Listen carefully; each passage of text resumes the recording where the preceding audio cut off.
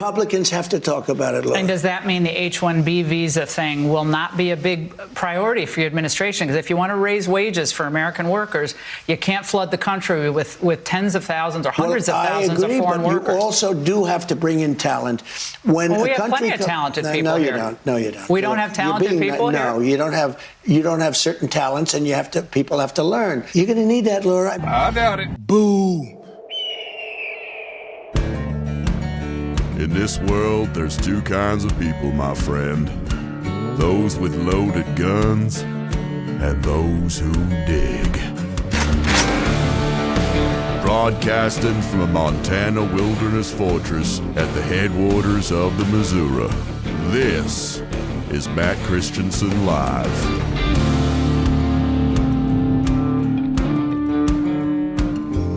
Hello and welcome to the show. This is Matt Christiansen Live, a proud duct tape production for Wednesday, November 12th, 2025. Thank you for tuning in. Back again tonight is my friend Frank, quitefrankly.tv, for his show, Quite Frankly, live weeknights, 7 Eastern. Welcome back, my friend. Hello, my friend. Good to be back. Batman will join at the bottom of the hour when Frank is out of here as well. But for discussion this evening, Frank, if people don't know, we're actually live a little bit on your channel or your various mediums of distribution. Before we're live here, and we were talking about Mike Johnson using the term national nightmare unironically to describe the government shutdown. I didn't know he actually said that, but our long national nightmare is all but over. The House has passed a spending bill, the one from the Senate. It's heading to the president's desk. He's going to sign it in about 45 minutes. So congratulations, as I've been saying, congrats on your survival. You survived the government shutdown. You survived Snap-apocalypse. Good for you. I know. Okay, well, I'm going to repeat a couple of things that I had said earlier on tonight in my show, and that was the whole national nightmare thing. That's the first thing that hit me this morning when I woke up. I saw the clip of Mike Johnson say, I don't know if you got the clip, if you want to play it. I don't have it. I didn't even know he said it. I was just joking around. The quote is, "We believe the long national nightmare will be over tonight. It was completely and utterly foolish and pointless in the end." And I was saying this, I feel like I'm getting even more heartless about this stuff. And because it was really only a nightmare for the people who have become dependent upon the lie that is the way that our government pretends to function. Okay, the lie being that government is built to provide not only sustenance for people who don't work, for tens of millions of people who don't work for various reasons, and for jobs for people who are building careers in ways that the government was never supposed to provide through agencies that are not supposed to exist, all types of regulatory functions and shit like that. So this heart tug news story that I saw on like ABC New York or something. I was at my mother's and there was just a passing bit about how there was a food drive that was put together in New York City over the last couple of days by just residents of the city for federal workers who are about to miss like their second paycheck or something like that. And the first thing I thought to myself was, it wasn't, how nice. I kept thinking about how you, me, everybody in the audience right now who works jobs that aren't federal, aren't government jobs, we lose 4 months of our paychecks to be able to give, to be able to provide for people to be employed in these places that don't really, there's nothing that we get from them. There's nothing. There's no services that I need or want. I want to opt out of all of it. I don't want anybody to feel that strain, that horrible strain of how am I going to provide for my family? It's a terrible thing. I wouldn't wish that on anyone because I feel that myself. But I'm telling you, man, with the chips down and with the belt tightening, I give less of a fuck than ever before. Well, in that case, I'm sorry that the national dream of a deleted federal government is over for you. Oh, yeah. The nightmare is that it reopened. That's the nightmare. We'll talk a little bit more on the shutdown because I want to talk Senate Democrat strategy. I don't really get what Chuck Schumer's aim here was, and it's either that he's very strategic or he's a complete moron. And I want to ask you which one you think is more plausible. We'll talk. You heard in the intro there, Donald Trump giving an interview with Laura Ingraham last night saying we need more immigrant labor in this country, not less. We'll get into that a little bit. I want to get Frank's reaction before he's out of here on the election of Zoran Mamdani in New York City as well. Later on with Batman, we'll talk. Did you see the new Epstein emails that came out today? I did. Okay, yeah. In my opinion, not a lot of substance there, but supposedly this is a scandal. Plus, of course, we'll have calls, voicemails, emails, and your super chat as well. Always appreciate those who support the show and who make the show interactive. If you would like to call the show live later, you can do that in the Discord server linked in the description. There are instructions and help available on the server. You can also drop a voicemail or a text message to the phone number that's in the description. And if you do that in the next hour or so, we will respond to those messages at the end of the show. Really quick, Frank, before we get into it, I did want to announce, I mentioned this on Sunday, so I'll be brief, but my Bible study is back on Friday. It's on Zoom, open to anybody, 9 p.m. Eastern time. We're getting into Romans for this session. We just finished Ephesians. So anybody can participate. If you can't do that time and you'd like to listen passively, you can also catch it through the podcast feeds of the Bible study. All of that's available on the Bible study page on my website, mattchristiansenmedia.com. And before we get into the actual news, Frank, you know, one of my favorite bits on this show is I think we brought him up last time you were here, but I love sports names that sound like slurs. You know, we have Kaniga. Luke Nigaman. Diego Fago. But last time I think I mentioned formerly Oakland Athletics, now just Athletics until they get to Las Vegas. But their phenom first baseman, Nick Kurtz. Nick Kurtz. Did you see the Nick Kurtz news? Rookie of the year, right? Unanimous decision for Nick Kurtz. Well, listen, just having that one day in Houston gets you the Rookie of the Year. Yeah, the 4 home run game. 4 home runs, like how many, like 17 RBIs? I don't know what the hell it was. Crazy. Well deserved. I hope Nick goes on to ruin another athletics announcer's career, like the guy who said Negro leagues incorrectly. I got to be careful myself before I mispronounce it and get deleted from the internet. It's coming. We're gonna say it.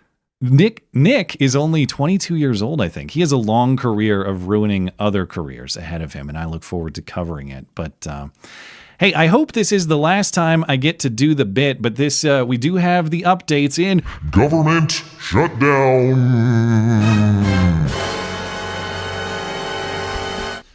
As I mentioned, Frank, it looks like it's all over. The House passed the spending bill from the Senate. It's going to Trump in about 45 minutes. You're going to have a funded federal government until January 30th, at least. And I know... we talked about your feelings about that, at least. But what do you think about Democrat strategy here, and specifically in the Senate? Because I can't figure out what Chuck Schumer's angle is. If you're Senate Democrats, you had about a month of complaining about health insurance subsidies, and then it became food stamps, and then you cave, and you don't even get the health insurance subsidies that were the whole point of this shutdown. And then you have this split in the Democrat Party where most of them, you had these 8 who split with the party to vote with Republicans to break the 60 vote threshold in the Senate. But most of the party's still all mad and shaking their fists about the not getting anything on the health insurance subsidies that were the entire point of the shutdown. And as I mentioned, I only see 2 ways of looking at this with regard to Chuck Schumer. Either he's an idiot who has lost control of his caucus, and he might be out of touch, and you have people saying he's a weak leader, we need replacement of Chuck Schumer, or Chuck Schumer orchestrated this entire off-ramp for political stuntsmanship. And the reason I say that is, if you look at the 8 senators who broke with Chuck Schumer, allegedly, to reopen the government, yeah, they're all like supposedly these moderate Democrats who maybe don't like the direction that Chuck Schumer is taking the party, whatever might be the plausible excuse there. But the main thing they have in common is they're all immune from re-election next year. They were all elected 2022 or beyond, or they're retiring. And so none of them actually have any perceived electoral consequences from the left, as in primary challenges or something like that. Is Chuck Schumer a complete idiot who has no control of his own caucus, or did he just wrangle up a bunch of 8 senators who plausibly could work with Republicans and face no electoral consequences, thus giving him an off-ramp out of the shutdown and still maintaining the appearance of, oh, we fought the good fight, we shook our fists, and we're going to fight Trump to the very end? What is your opinion on what Chuck Schumer did here? You know, these people are not unintelligent. They are just ruthless and evil. You know, so that's a pretty plausible strategy what you just put out there. Because I didn't even look as far. I didn't look that deeply into who the 8 senators were. Of course, I saw all of the retching, people saying these are the 8 traitors and fucking go after them and take their funding and don't reelect. Never even I didn't even think to look a little bit more deeply into them. Like, when were they all elected? Are they done after this? Whatever the hell it is, you know, can they be primaried? I saw some chatter on X about that, and I thought, well, yeah, maybe they are all they're not up for election next year. That isn't something. You know what it is, Matt? This is the first time that we have in a long time that these shutdowns were they were not working in favor of Democrats in the polls. They weren't working in. It usually doesn't matter who the hell starts them. They are just such incredibly talented, not talented, but histrionic people, where the crying and the ass wagging and all that other stuff is just it's. They're able to just turn that lemon into lemonade every time a government shuts down, and Republicans are usually too feckless to be able to do anything about it and get out of their own way and shoot themselves in the foot. So it's just it could be just that Chuck Schumer saw that, hey, this could go on for another 80 days and it's not as profitable for us with public opinion polls as it used to be.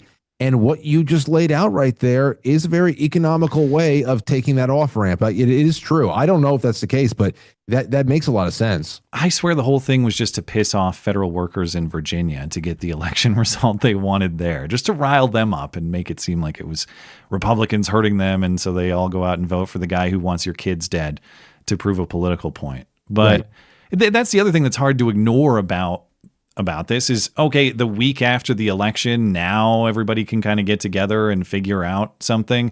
You can't tell me that however this was decided, electoral politics were not a consideration. It seems like it had some kind of utility in last week's election, and now it doesn't anymore, so here are Democrats. Remember, like a week ago, everybody was starving because they don't get their SNAP benefits. And now I'm supposed to believe that most Democrats are enraged because the government is going to be funded again and people are going to get their SNAP benefits. But it's not good enough because we don't have the subsidies for the healthcare program that Democrats passed, but we still need more subsidies to make it more affordable.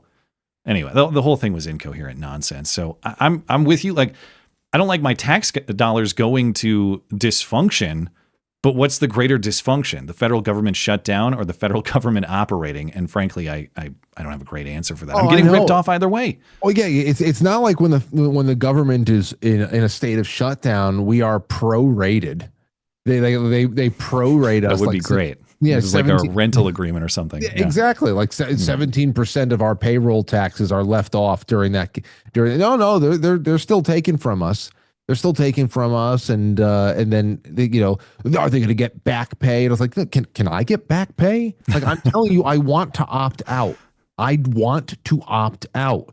You know, when somebody opens up a pizzeria in town, it is incredible to say, well, you have to buy the pizza here. You have to buy the pizza here. It's an institution in town. I don't want the pizza. I don't want it. I've never talked to you about New York pizza. Are you a pizza snob? I know this is an aside, but I haven't had. How discriminating are you in your pizza taste? I have had pizza in Washington D.C. I wanted to vomit. I had pizza in California. It was an abomination. I haven't had Chicago pizza, which I am told is very, very good. And basically lasagna. I like a thick, doughy pizza. And I know that's not New York style, even though I've never had real New York style, I guess. But that's too far. It's basically lasagna at that point. Listen, as long as it is born from an Italian diaspora, then it is it's fine by me that they tinker with their own regional style, but it's still rooted in that culture. Over here in the in the Northeast, there's New York, but I've seen crazy things that some of the best rated pizza around here is actually in certain cities in Connecticut. And I don't know. I haven't tasted it for myself, but around here we've got some good ones, and they're all pockmarked throughout the city too. But yeah, I'm partial to the Northeast. Well, unless you have more government shutdown thoughts, I want to talk to you about what Trump said last night about immigrant labor and H-1B visas. Yeah, let's do this. Let's do that. As I was saying at the top of the show, this is somewhat surprising commentary, even though Trump says off-the-wall stuff, and sometimes he means it, and sometimes he doesn't. But he was on Laura Ingram's show on Fox News last night, and she asked him about H-1B visas. And H-1B visas allow American employers to import foreign workers for usually a defined amount of time, a temporary period. According to the law, they're supposed to be for specialized jobs that require a bachelor's degree or higher. The idea is we're hiring labor that has a specialized skill set that we can't necessarily get from our own workforce. But as a practical matter, we often see the system abused to bring in cheap workers for all sorts of jobs, often at the expense of the American worker. And beyond that, you also have all the complicating factors that go along with importing a mass amount of people. There were 400,000 H-1B workers brought in or visas issued in 2024. At a time when housing is not necessarily readily available in a lot of places. That's 400,000 more people you got to house, and there are other resource considerations too. So Laura Ingraham asks Trump what the plan is on these H-1B visas. And Trump says we need more foreign workers, actually, because American workers can't do the job in many cases. He makes it an issue of talent. Yes. Yeah, you're right. Here's the clip. Republicans have to talk about it, Laura. And does that mean the H-1B visa thing will not be a big priority for your administration? Because if you want to raise wages for American workers, you can't flood the country with tens of thousands or hundreds of thousands of foreign workers. You also do have to bring in talent. We have plenty of talented people here. No, you don't. We don't have talented people here? No, you don't have certain talents, and people have to learn. You can't take people off an unemployment line and say, I'm going to put you into a factory where we're going to make missiles, or I'm going to put How did we ever do it before? Well, I'll give you an example. In Georgia, they raided because they wanted illegal immigrants out. They had people from South Korea that made batteries all their lives. You know, making batteries are very complicated. It's not an easy thing and very dangerous. A lot of explosions, a lot of problems. They had like 500 or 600 people, early stages, to make batteries and to teach people how to do it. Well, they wanted them to get out of the country. You're going to need that, Laura. I mean, I know you and I disagree on this. You can't just say a country's coming in, going to invest $10 billion to build a plant, and going to take people off an unemployment line who haven't worked in 5 years, and they're going to start making missiles. It doesn't work that way. Boom. All right. I have a lot of thoughts on this, but I will give you the floor, Frank, if you want to respond to that. I don't even know where to start. And I just covered this topic not too long ago tonight. It's just, what's the current situation here? If you are a foreigner who wants to come in and go to school in the United States. Now, he's not even talking about schooling. He's not even talking about that whole, we're not even specifically talking about the 500 to 600,000 Chinese students. That was a whole other thing, because those comments led to these claims that we got to be able to do this to keep the schools from caving. Like the schools depend on that's so ridiculous. We have to import hundreds of thousands of foreigners just to be able to keep these schools afloat. Then they should fail too. But on the other hand, to take people off the unemployment line to make missiles, so you're bringing in foreigners to make weaponry here.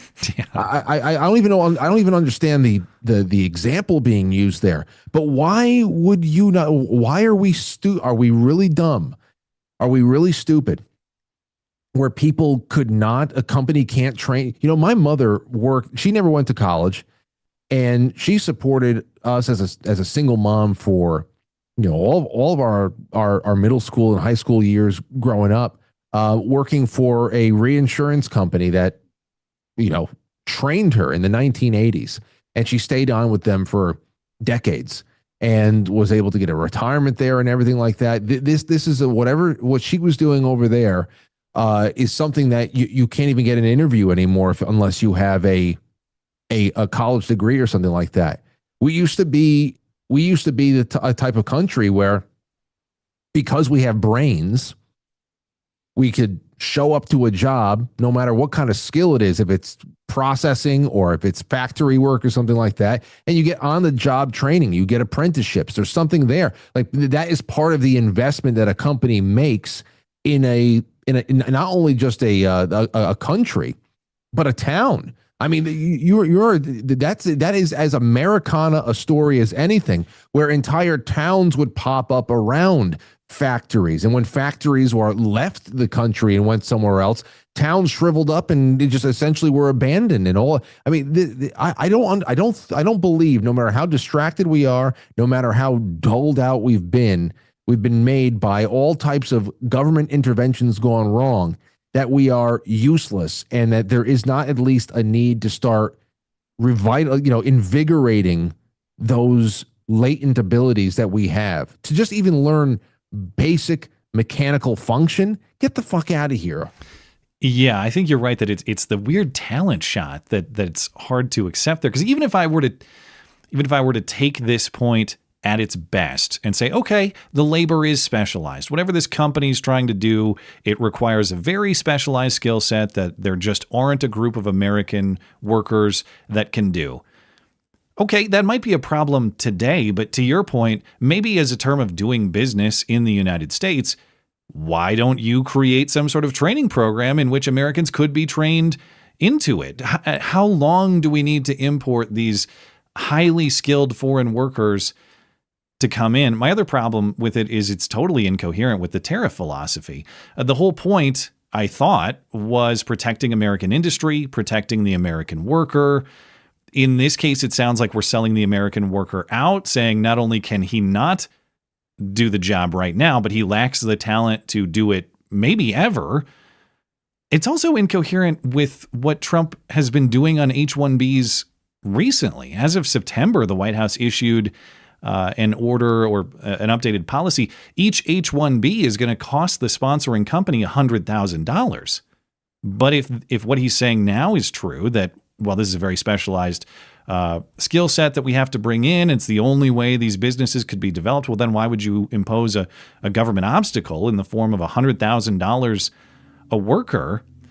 If I had to give as much credit to this position as possible, what Trump is saying, there's no doubt to what you were saying earlier about the quality of our education system and job training in general.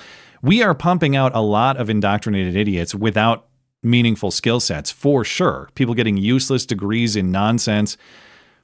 But why can't we aim to fix that? Why can't we hold these universities accountable, maybe remove some of the public subsidization of them, make them market accountable, get American training programs that can bring people into these jobs that are so apparently specialized or technical or whatever the term may be. But I don't know. When he talks about a foreign missile company or a foreign, car company with the Koreans, well, if you're a foreign company wanting to do business in the United States, it seems to me that we should have some expectation of something in return. You're going to hire American workers because you're doing business here, or you're going to establish American training programs to bring American workers into that business. What is the benefit for us if it's just a bunch of Koreans building Korean cars with Koreans? No, nothing. There is no benefit. I don't get why we would want that. And something else, Matt, that really irks me. It goes beyond all that. We start getting back into rhetoric again. The left makes these arguments. A few months ago, I was watching that bird brain, Jasmine Crockett, shake her cross her legs and shake her foot as she's making this argument. She had a couple bangers this week, by the way. Did you see the lady kissing her feet? Oh yeah, I saw it. Yeah. Anyway, No, sorry to distract. she loved that. Made history right there. Yeah. But this is the left. The left makes this argument that we don't have the talent, that we don't have the resources or the labor. The only way to bring this in, we have to bring it in. Now they go on to say that we don't want the jobs anymore. We don't want the work anymore, which I think that, again, how do we motivate people into the integrity of having work, no matter what the hell that work is? And how do we make those jobs, even lower rung jobs, more profitable and sustainable for people to have a decent life? How do you take care of inflation and make sure that everything is being consumed and traded inside the country and all that? That's that's the universal question. But as far as the rhetoric goes, this is what the left says. I mean, they sometimes they don't say the talent thing. They basically say that we don't want these jobs anymore. Therefore, we need slave labor from Mexico to pick avocados in California, and we all laugh at it and scream at it and say how fucking insulting. How dare you just to be able to say you want your slaves. And then when Trump goes out and says something like this, it's easy to see the tie-in and the similarity in what he's saying, but also then you have to deal with the brain dead, principle-less Democrat who taunts you for saying, "I told you Trump was lying." It's like, so what are you happy then? Because this is what you've been saying the whole time. It's like they taunt us for having ideas, ideals, and wishes that nobody seems to ever live completely up to. When meanwhile, by us not getting it, it's just like, what were you fighting the whole time? What were you always fighting the whole time when these are things that you apparently like? I can't stand having to deal with the mind games, it's just the insult to injury. Well, yeah, it's an interesting dichotomy that you laid out there, because just remove yourself from political loyalties, whether you're conservative, liberal, Democrat, Republican, whatever you are simultaneously hearing, if you're the American worker, the average American worker right now, you are hearing simultaneously from your political leadership that you don't want those jobs that illegal immigrants or other low-skill laborers are taking. You won't do those jobs, hence we have to import a bunch of foreign labor to do them. You're too good for that job, but also not good enough for the high-skill, theoretically high-paying job. What are the jobs that are for Americans anymore? I know it's not necessarily all the jobs, but how is it both? CEOs. Like we're too, yeah, I guess everyone, we all need to run our own company. If only we were all so lucky, but yeah, it's just I don't know what the American worker is supposed to think, because it seems like the imported foreign worker can do every job better at this point, if you listen to our political leadership. I think that there's at least 600,000 people in the Southeast alone who would be able to fill in, who would be willing to relocate for a factory job at a car dealership to be able to assemble batteries and either have prerequisite skills that would allow them to actually do it quickly, or the technical capabilities to be able to learn quickly. It is such an insult. That's such an insult to say that that we have to bring in Koreans. Please. Before we run out of time, unless you have more to say about that one, I want to get your thoughts on Mamdani winning in New York City, last week's elections generally, but what do you think about the state of your state, New York, and everything that happened last week? Yeah, honestly, I didn't see a situation where he wasn't going to win, just from what little I was following, and then all of the basically because all of the man on the street stuff. Those people who are really out there doing the journalism are the ones getting on the street and asking questions and just letting people just color in just how bad of a situation we have going for us with our how really disabled our neighbors are, our friends and our family, how disabled so many of the people in our lives are. Like when you see, sorry, all my lights are timed. When you see the incoherent reasons why people stand behind him and thinking that in a metropolis of 8 million people, that things like buses could be made free, and that food and God knows what else can be made free for all people to take part in, and that all you got to do is just tax the rich who are already kicking in 50% of everything to just give 2% more, just 2% more. I mean, it's bad enough that I did a breakdown just last night with a friend of mine, with two friends of mine, and we had this one video I wanted to bring up. We were talking about taxation that follows us. The federal government. If you really want to help the youth, you got to end the IRS and the federal income tax and all that stuff. We haven't really talked about what really helps people tonight. That's really it. If you make $1.5 million, you're still not a millionaire. We were doing those calculations last night. If you make $1.5 million a year, no matter where you live in the United States, your federal income tax bracket is about 33% or so. That saddles you with a little over $500,000 of taxes right off the top.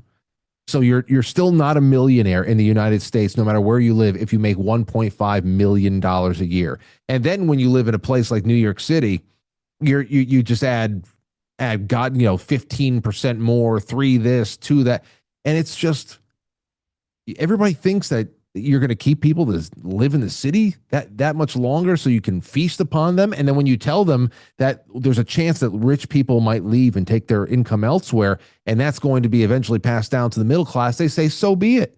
So be it. Tax people. We need to get this done. They're fucking insane. You can't talk to them.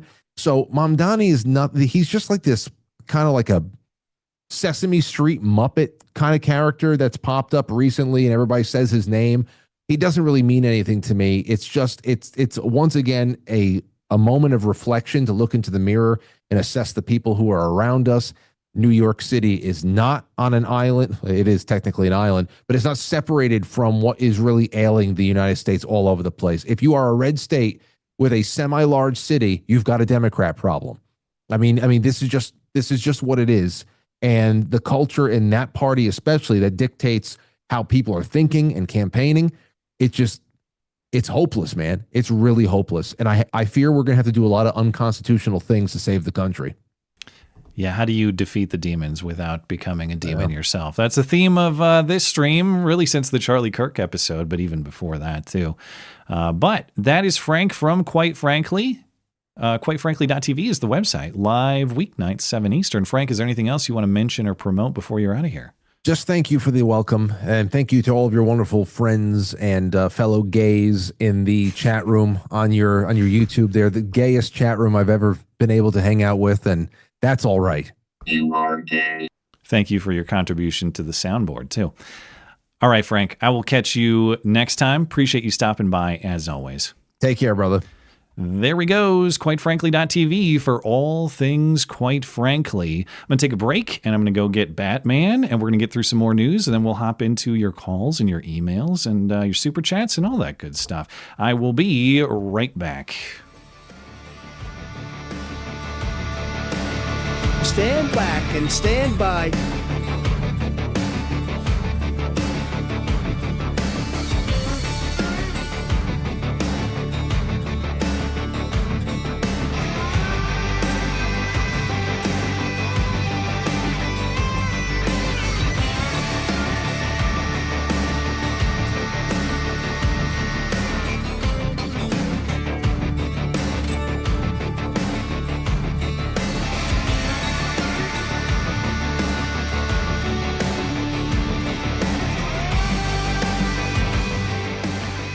Hello, Batman.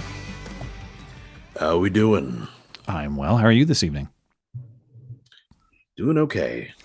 Welcome back. It's been a minute. And before we move on, did you have any thoughts on the prior topics, on the shutdown, on Trump and immigrant labor, anything like that? Well, as you know, I was one of the very few people that was, in fact, affected by the shutdown, not because I'm living on government handouts, but because I had to wait for the ATF to get their fucking shit together. That's so right. I could get an NFA item. And you did. So, the ATF did not cease. They're still doing their work, I take it. So, yeah, so we've learned something interesting that they were still in fact working during the shutdown. Yeah. Which is simultaneously, I mean, it was a boon for me in this one respect, but disturbing in all other respects. Before we move on to some other topics, I did want to mention one other thing on Trump's comments on H-1Bs and immigrant labor. Sometimes Trump just says stuff. He says off-the-wall stuff he doesn't really mean, and he reverses it later. I don't necessarily know that's what we're looking at in this case, though. And the reason I say that is because Homeland Security Secretary Kristi Noem was saying effectively the same thing with different words. She also appeared on Fox News this week, and I wanted to play that clip because it's really the same messaging. What is the administration's position on these visas? No, we're going to keep using our visa programs. We're just going to make sure that they have integrity, that we're actually doing the vetting of the individuals who come into this country, that they want to be here for the right reasons, that they're not supporters of terrorists and organizations that hate America. And that's what I think is so remarkable is under the Trump administration, we've sped up our process and added integrity to the visa programs, to green cards, to all of that. But also more people are becoming naturalized under this administration than ever before. More people are becoming citizens because we're not just streamlining and building some processes back into our immigration policies. We're also making sure that these individuals that are coming into our country and get that privilege, that they actually are here for the right reasons. The Biden administration let thousands of terrorists into this country. They opened the southern border. They abused our asylum programs, abused our protected programs and visa programs, and we fixed all of it. It's remarkable what President Trump has done, and it's because he's a great leader. He's a visionary, and this man is going to go down as a legend in history as our greatest president ever. Okay, but even if you take that at its best, no, these are only going to be skilled workers who are coming here for the right reasons. Again, the volume of H-1B visas last year, 2024, and I don't know where 2025 will land, but they're saying more, they want more, was 400,000 immigrant workers. Is it possible to make sure that 400,000 people are here for the right reasons? The resource demand to vet people at that level is insanely high. So I have trouble even trying to take this stuff at its best, which, as I was talking about with Frank, I don't know that there is necessarily a best, but even at its best, I find it hard to believe the things they're saying are even possible. What do you think, Batman? And more than that, actually, given the volume of people that we're letting in here, if we're bringing in 400,000 people from India, what makes us think that a truck driver who gets here on an H-1B and a truck driver who gets here by hopping the border aren't still going to kill families on the road? Yeah, there are all sorts of secondary considerations beyond just the job that they're coming here for and whether an American could have or should have had that job instead. You're right. It's resources like housing, like I was mentioning. You have more traffic on the roads. You have, even if they are here for the quote unquote right reasons, they want to prosper in our country and our country to prosper under our values. When you import a lot of people from a foreign country, do they understand everything necessary to function safely in this society? And unfortunately, we've seen tragic results otherwise recently. Yeah, and more than that, actually, kill an entire family on the road and give not a single shit. I mean, you saw that one truck driver's face, right, when he realized that that SUV full of, that had an entire family in it hit his truck when he tried to pull an illegal Yui, right? Do you remember this from a few weeks back? Yeah, I've seen just the like, video. oh, yeah, that just happened. Like, he didn't care. More thoughts on more updates from trucker world with the voicemails later in the show. I keep getting calls from truckers and people who deal with truckers about the Indian trucker situation or just the foreign, imported worker trucker situation. But I don't know if you saw, Batman, there's also news in Epstein world. Are you still talking about Jeffrey Epstein? They are still talking about him. House Democrats specifically. They released they released 3 Epstein emails this morning, supposedly implicating Trump. These are Democrats on the House Oversight Committee, which has been investigating the Epstein stuff.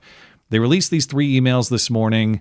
They're selected from thousands of pages that are related to Jeffrey Epstein's 2008 plea deal in Florida, where the state charged him with soliciting prostitution, convicted him as well, but that was the controversial deal with, well, he got off easy. I shouldn't use that word in the context of Jeffrey Epstein, but you get what I'm saying. Yes. He got a pretty good plea deal, or one that was kind to him at the time. One that involved him basically staying in a prison hotel and then leaving whenever he chose, right? Basically. I can't remember all the leaving terms, to but work. it was a slap on the wrist. Yeah, it was basically, yeah. No. But recall Trump and Epstein, they were former associates. They had a falling out sometime around 2004, in part relating to Epstein being inappropriate with young women at Mar-a-Lago, Trump says. But so I checked these emails because I care about the Epstein issue, whether Trump is implicated or not. I want transparency on this issue. I'm going to read what they released. Did you get a chance to look at these at all today, Batman? I did not. So let me walk you through it. The first email is between Ghislaine Maxwell, of course, Epstein's former girlfriend, and his recruiter. This is April 2nd, 2011. Epstein, in this email, referred to Trump as that dog that hasn't barked. Epstein says that Trump spent hours at Epstein's house with a victim. Now, the victim is redacted from the release. I've heard today that the victim in these contexts is Virginia Giuffre. Of course, the woman who was outspoken about her victimization from Jeffrey Epstein, who committed suicide in the spring. She was living in Australia, but that's the woman that we're talking about. Giuffre actually had said that Trump didn't do anything wrong regarding Jeffrey Epstein. And remember, Giuffre was recruited by Epstein from Mar-a-Lago. She was a former Mar-a-Lago worker. But this email says, okay, Trump is the dog that hasn't barked. He spent hours with who we believe to be Virginia Giuffre. Okay. Maxwell responds, I have been thinking about that, agreeing with apparently Epstein's concern. That's all we get for the first email. The second email is between Jeffrey Epstein and author Michael Wolff. Do you remember that guy, Batman? I don't, no. Do you remember the book Fire and Fury? This guy with these, like, what are they called? Like bottle cap glasses? You know those? Coke little bottle circuit glasses. Coke bottle? Is that what they're called? Yeah, I believe so. He wrote Fire and Fury, which was a big Trump administration expose in 2018. So this is one of those get Trump books. If you saw his face, you'd probably remember him, but most likely. But this email, that book was published in 2018. This email is from January 31st, 2019. Epstein says, again, an unnamed victim, could be Giuffre, I don't know. And then it just says Mar-a-Lago. Okay, more redaction. Trump said that he asked me, Jeffrey Epstein, to resign. Never a member of, I think he means Mar-a-Lago. Of course, he, Trump, knew about the girls as he asked Ghislaine to stop. So I understand this to be Jeffrey Epstein saying, yeah, Trump told me to get out of Mar-a-Lago. I wasn't even a member there. And Trump also told Ghislaine Maxwell to stop with what she was doing with underage girls. And Trump knew about that. Okay. So this really is not the flex that the Democrats think it is. Well, that's the thing. You read through this, it's like this. How is this implicating of Donald Trump? We'll see if the third email gets you. Again, Michael Wolff, this anti-Trump author, Trump expose author, talking to Jeffrey Epstein. This one dated December 16th, 2015. So my understanding of what House Oversight Democrats did is they have this massive pile of thousands of Epstein emails. I think they just Control-F'd Trump. They just want to see, like, how many times did Jeffrey Epstein email about Trump? And this is what they got. It's 3 out of, I think, thousands of them. But again, talking to Michael Wolff, Jeffrey Epstein in 2015. This is December 16th, 2015. And this is actually 3 emails back and forth, December 15th and 16th. Wolff, this author, he says to Epstein, I hear CNN is planning to ask Trump tonight about his relationship with you. So it must have been one of those Trump town hall events on CNN or something like that, or he had an interview on CNN. Epstein responds, if we were able to craft an answer for him, hypothetically, if CNN asked him about Epstein, if we, Epstein and Wolff, were able to craft an answer for him, what do you think it should be? And Wolff responds, well, I think you should let him hang himself. This was well before Epstein allegedly hanged himself. But if he says he hasn't been on the plane or to your house, then that gives you a valuable PR and political currency. You can hang him in a way that potentially generates positive benefit for you, or it really looks like he could win. Or if it really looks like he could win the upcoming presidential election, that is, you could save him generating a debt. Of course, it is possible that when asked, he'll say Jeffrey is a great guy and has gotten a raw deal and is a victim of political correctness, which is to be outlawed in a Trump regime. So, again, let me say, we're watching here these people in real time deal with the fact that Trump was totally fucking unpredictable. Exactly. He might say this, he might say this, he might do this, he might do that. These things are complete opposites. We have no idea how he's going to react. Yes. Right? This is part of the reason he won. Yeah. And so let me emphasize again, I think the Epstein story matters greatly. I think the client list matters greatly. I think transparency with the files matters greatly. I wish the Trump administration would have been more transparent than it has been so far. None of this is to dismiss any of those points, but on this particular story, this particular email release, who cares? I do not see it at all. And to the point that you were making, Batman, I think most of this is actually exonerating of Trump. The first email, this is the one that's supposed to be the most damning because, see, Trump knew and he didn't say anything. This is Ghislaine Maxwell and Jeffrey Epstein saying Trump knew and Trump knows stuff, but we have to be careful that he doesn't say stuff. Trump is the dog that hadn't barked. But he had barked insofar as Epstein was already banned from Mar-a-Lago. Epstein, at this point in time, was already prosecuted and convicted of things that Trump knew about in Florida. The strongest criticism you could make of Trump here is that Trump didn't do enough maybe to help that prosecution against Epstein, or to facilitate a new prosecution. But there's no allegation here that Trump was part of the crimes. And again, if Virginia Giuffre is the redacted victim, she said Trump had nothing to do with it. So there's nothing in this email that is criminally implicating for Donald Trump. Email 2, like we talked, that's good for Trump. This is Trump saying, Jeffrey Epstein saying, yeah, Trump asked Ghislaine to stop all the nonsense she was doing, and he told me to get the hell out of Mar-a-Lago. That's good for Trump. And 3, if this is damning of anybody, you have Michael Wolff, this author, doing PR strategy for Jeffrey Epstein. And I know this is 2015, but again, this is well after the guy has been prosecuted for solicitation of prostitution and allegations of inappropriate relationships with, inappropriate trafficking of underage girls. All that stuff was publicly known at the time. And you got Michael Wolff, who was building an anti-Trump book in the years after this, strategizing with Jeffrey Epstein about how best to protect his public image. If anybody's implicated in these emails, it's Michael Wolff, because that seems kind of sleazy. Michael Wolff seems like the kind of person who today would be like, why don't you release the Epstein files? It's because Trump is protecting himself. It just goes to show these people are, Alinskyite psychos who are just going to do absolutely anything to tarnish anyone's reputation who goes against them. They don't actually have any principles. They will accuse you of that which they are guilty. Yeah, and so I don't understand really even the reason to release any of this. More transparency is going to be a flex. They're going to spin it. Of course, the media will spin it. Most people aren't going to read this directly, right? They're going to get it from CNN, who are going to tell you that that the emails are incredibly damning and that Trump is really up against the wall now. I guess, yeah.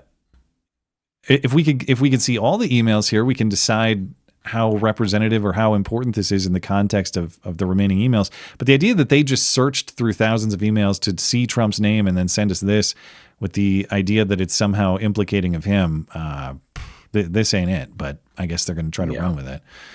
All right, that's all I got on the Epstein stuff. Do you have anything else to say about that? No, I don't think so. Let's talk a little bit about the Antifa attack on the Turning Point event on Monday night. Now, I posted a video this morning breaking down the details of this attack. Again, it was the last stop of the Turning Point tour after Charlie Kirk's assassination, this time at the University of California, Berkeley, of course, famous for hostility toward anybody remotely right-wing, and that's exactly what happened on Monday night. Now, the major crime of the night is what you see depicted here in this photo, but it's a guy named Jihad attacking another guy who was selling Charlie Kirk t-shirts. Yes, that is his name. The guy in the red, the one lower there, who's the bloodied guy. He was selling Charlie Kirk t-shirts on the sidewalk, and he was talking about Jesus Christ and the gospel. And Jihad came up and ripped his cross necklace off of him and ran away. And the t-shirt salesman guy pursued, and there was a fight, and t-shirt guy got bloodied, and Jihad eventually got arrested and charged with battery and robbery. And beyond in this case, the t-shirt seller guy, I just wish his name was Crusade. That would have been wonderful. I don't know if he's been identified. I haven't seen a name for him yet. So maybe. I don't know if he's a Turning Point employee. He was selling Turning Point tour t-shirts with some kind of cross design. I don't know if he's officially with Turning Point or not. But beyond that physical fight, there was also this heckling, harassing of attendees all night at the entry and exit points. But the update here is that yesterday the Justice Department says they're now looking into both the UC Berkeley campus police and the city of Berkeley after police, I mean, you can see they made the arrests here. Once the fight started, they were on it pretty quickly, in fairness. But the point is, there was a lot of hostility going on before the robbery and the battery. And they mostly just let that happen. And then you had what was going on campus all night, which was people being harassed, heckled, accosted, the assassination being mocked with, guns pointed at necks and things like that. So the Justice Department is apparently investigating what might be a civil rights violation. It broke yesterday, or at least the Justice Department announced yesterday. They're now looking into both of these police departments, and Harmeet Dillon, who is the Assistant Attorney General for Civil Rights, has now pledged that she is going to send the city of Berkeley and the University of California at Berkeley a strongly worded letter. Ooh, don't do it. Please don't do it. Her exact phrasing is, UC Berkeley and the city of Berkeley should expect some incoming civil rights correspondence. So the idea here is that First Amendment rights, assembly, speech, perhaps some other constitutional rights were violated by the mob. It's not that the city or the school actually violated the rights themselves. It's that their police forces were indifferent to the violation of those rights, and so they need some kind of corrective action from the federal government and the Justice Department. But here we are talking about more pieces of paper. Antifa has been designated a terrorist organization. Now we're talking about strongly worded letters because Antifa thuggery was not properly countered. These people quite evidently insist on violence. They are going to be countered by force or not countered at all. So get back to me when there's a deployment of force, though. In fairness, we're still waiting on some court decisions about things like National Guard deployment and the appropriate legal constraints on federal policing. But you put any stock in this? You think Berkeley's going to change their ways anytime soon? No. And I think if they're ordered to, they will still not do it. They will do everything in their power to be defiant. The only way to stop Antifa violence in places like this, where they're supported by the general masses, is via the Rittenhouse method. Defensively, Raja Mohan, formerly that is the Susan. Rittenhouse method. Yeah. Get you have to, though. Fuck up everyone involved. I know. Yeah, I know people think that's like, I laugh because people will think that's a joke. But the point is, when police refuse to defend your rights, you have to defend your rights. Now, you should be prepared to defend yourself regardless, because you are your own first and last responder. Absolutely. But unless you want to be blocked out as an American citizen from American cities by virtue of the mobs that have free reign there, what other choice do you have? Police forces refuse to protect you. You have to protect yourself. Otherwise, you have no other option. See, what the people of Berkeley want you to do is, it's like from that James Bond film, right? No, Mr. Bond, I expect you to die. Yeah, exactly. I thought I had the button somewhere. I had that lady's voicemail buttons on my board, but I guess I lost them. The one who called Tim Sheehy last week. Remember her? Hope you die in the street like a dog. Anyway, but that's all I got on that. We're going to get more paperwork to counter these people. But I also wanted to talk on to touch on the rejection of a Supreme Court or of a gay marriage challenge at the Supreme Court. Now, there was possibility for the Supreme Court to review or revisit that 2015 gay marriage decision. Is it Obergefell v. Hodges or Hodges v. Obergefell? Can't remember, but Obergefell is...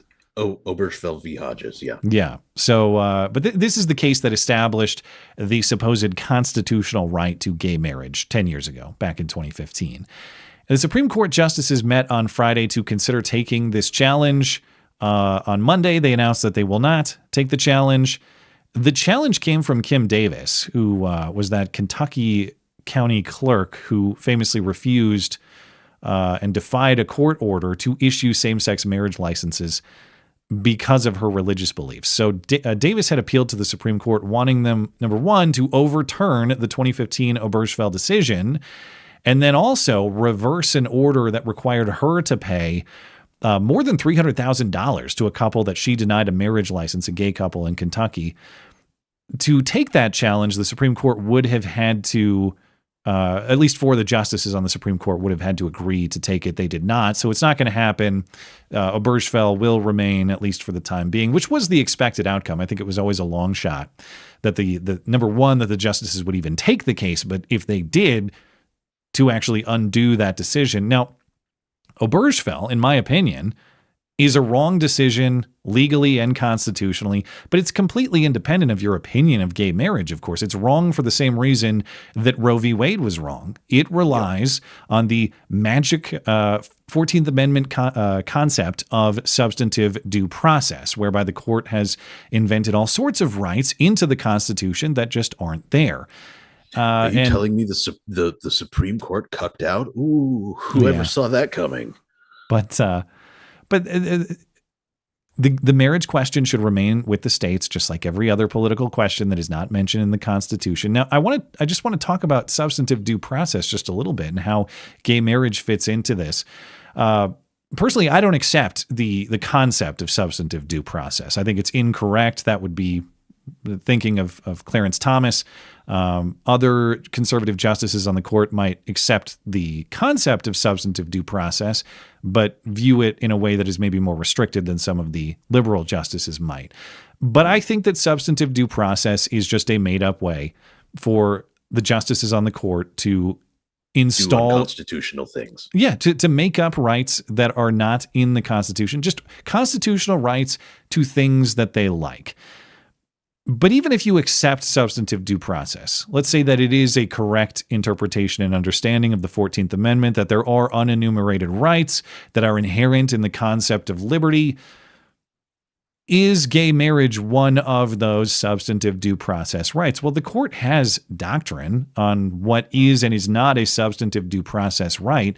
How do they evaluate that question when there's a substantive due process challenge? Well, the idea is that these rights are deeply rooted in our country's history and tradition. They might not be enumerated in the Constitution, but the idea of their absence is contrary to our understanding of how the country operates.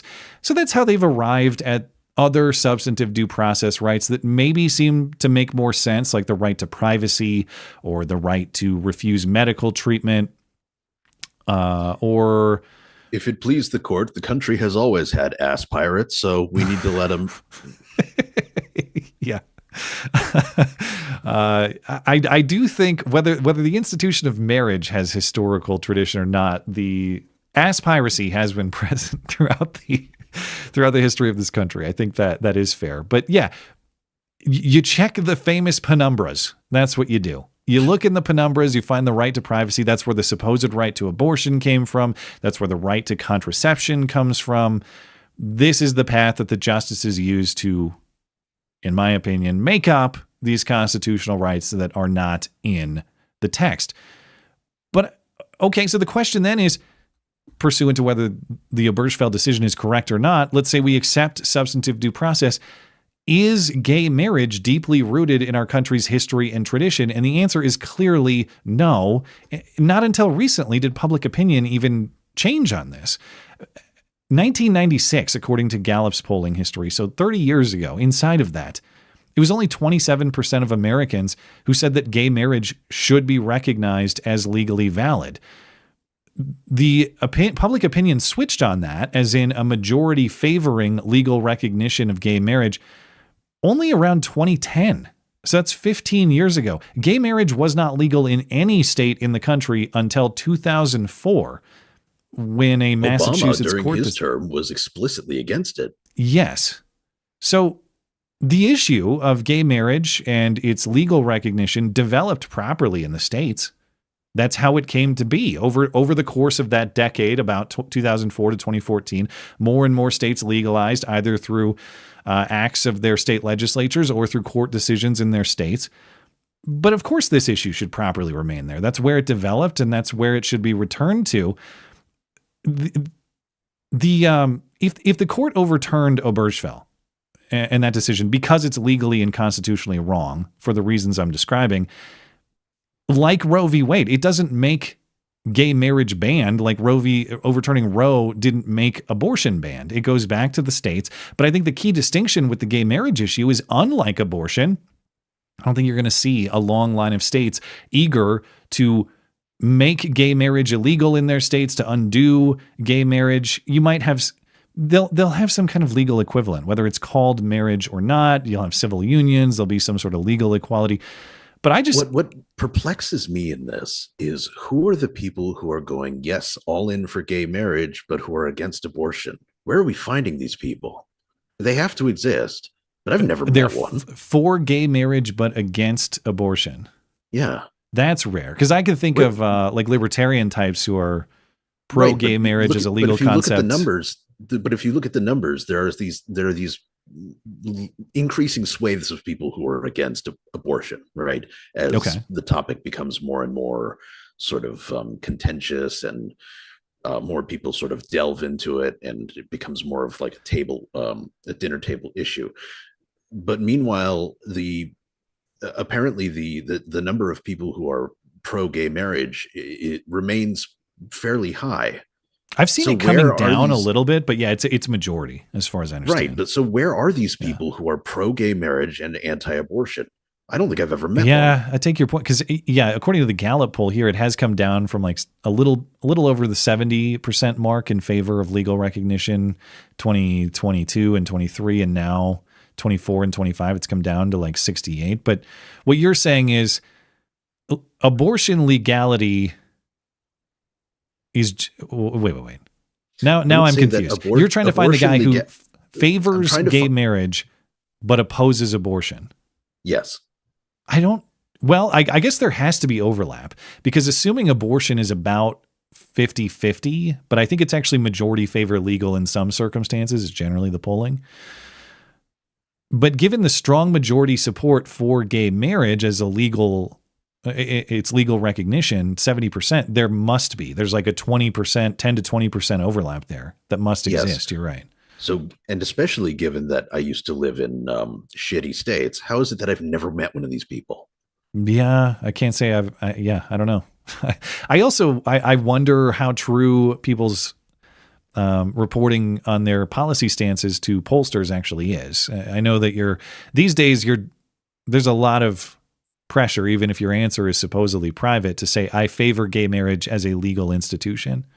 If you don't want to be Antifa anyway. Yeah, exactly. So, but for now, it's jihaded. Right. Yes. Jihaded indeed. But that guy's name. For now, the legal fight is over. It's a moot point. So congrats, gays. You win this one. I dare you, fucking bitch. All right. That's all I got. You want to get into calls here? Yeah, I believe I'm still in the server, so that shouldn't be a problem. If you had yourself muted, don't forget to unmute yourself, like I often forget. But let's see. First up tonight is Vong. Vong, are you there? Hey, Matt, how are you? I'm well. How are you? How are we doing, man? Doing well, thanks. Doing well. Hey, how's it going? What do you got for us? Oh, well, first off, standards must be upheld and traditions must be maintained. Chat. I drink your tears as always. Now, I was wondering if you were going to be back to make me tap the sign like last time, but maybe not. No, that's going to be that's probably priority number 3. I think you kicked off like maybe the major resurgence of the sign tapping, but anyway. We'll get to the root of that problem sometime. Yeah. I don't mean to take up your call. The BS about All Saints Day, but that's not even today. Today is about the gate analysis thing from the Blaze. Oh, yeah. So I'm calling in because, believe it or not, I actually have some significant bona fides in this area. I did academic research for 4 years in this exact area. Okay. In college. I've submitted papers and abstracts to conferences and had them accepted. I've done a lot of work in this area.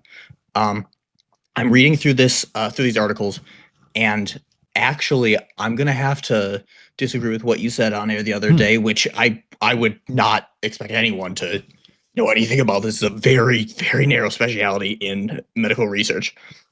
But based on what I'm seeing in these articles, actually, I think it might not rise to the level of probable cause for a warrant, but this is a very big finger pointing in a direction very specifically. And I would urge people to take it pretty seriously. I could grant that. Yeah, I don't think I wish they would let us see a comparison of the gates to evaluate ourselves, but I don't think that it's automatic trash. I just don't know that it's sufficient to say that a person is guilty. Yeah, no, it's certainly not silver bullet evidence.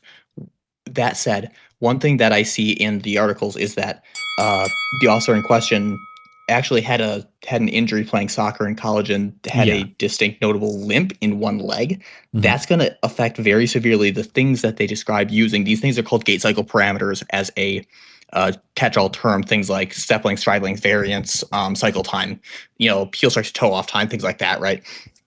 That's going to affect those very significantly in a very unique way. Yeah, and that's what the video that's fair is. Too. Yeah, that's what the algorithm is analyzing. Did you also, when you studied this, was it in the context of criminal law, or was it just about identifying people through this gait analysis, or what field were you looking at this in? So, believe it or not, I was actually writing an algorithm to obtain these exact kind of measurements, gait cycle parameters, from a force sensor instead of from a full body motion capture setup, which back 10 or so years ago, in the medical context at least, one company, Vicon, kind of reigned king in getting this kind of data, required a full body motion capture setup, kind of like how they did Gollum for Lord of the Rings, the morph suit and the reflective dots and such. I managed to write that algorithm that got it from a force sensor, but this worked with leg amputees. So the sensor was in the prosthetic limb. That said, this is the exact stuff we were trying to get from that data. And as far as we know, I was the first one to pull it off because what I did worked. And so I've worked with these exact kind of parameters. Are you the Blaze analyst who wasn't named? Was that you? No. Okay, I was an undergrad in college, but I worked on it for 4 years. Yeah. All right. Well, this is not something that I know a ton about. You're right. My first exposure to this is through the Blaze report. If people didn't see on Sunday, the idea is that the January 6th pipe bomber has been identified through a gait analysis, a walking comparison of a former Capitol police officer and CIA campus security person with the known footage of the January 6th pipe bomber. The idea that you could identify a person that way is introduced to me only through this story. But if there was a place... Do you have any resources that you could direct people to if they want to learn more about the analysis or just how reliable it is or what the technology is like? Beyond the first season of The Punisher, anyway. No. So when it comes to resources, I wish I did. This is something that I had to learn mostly from like other people, researchers in the field, because this kind of stuff is... It's not like there's one textbook on this. It's pieces from 57 different textbooks that you piece together and learn what you're doing. And then you talk to the professor you're working for and say, okay, help me fit this whole thing together. Unfortunately, it's really a narrow specialty. Very few people do this. All right. Well, also, do note that quick final thought from you, but go ahead.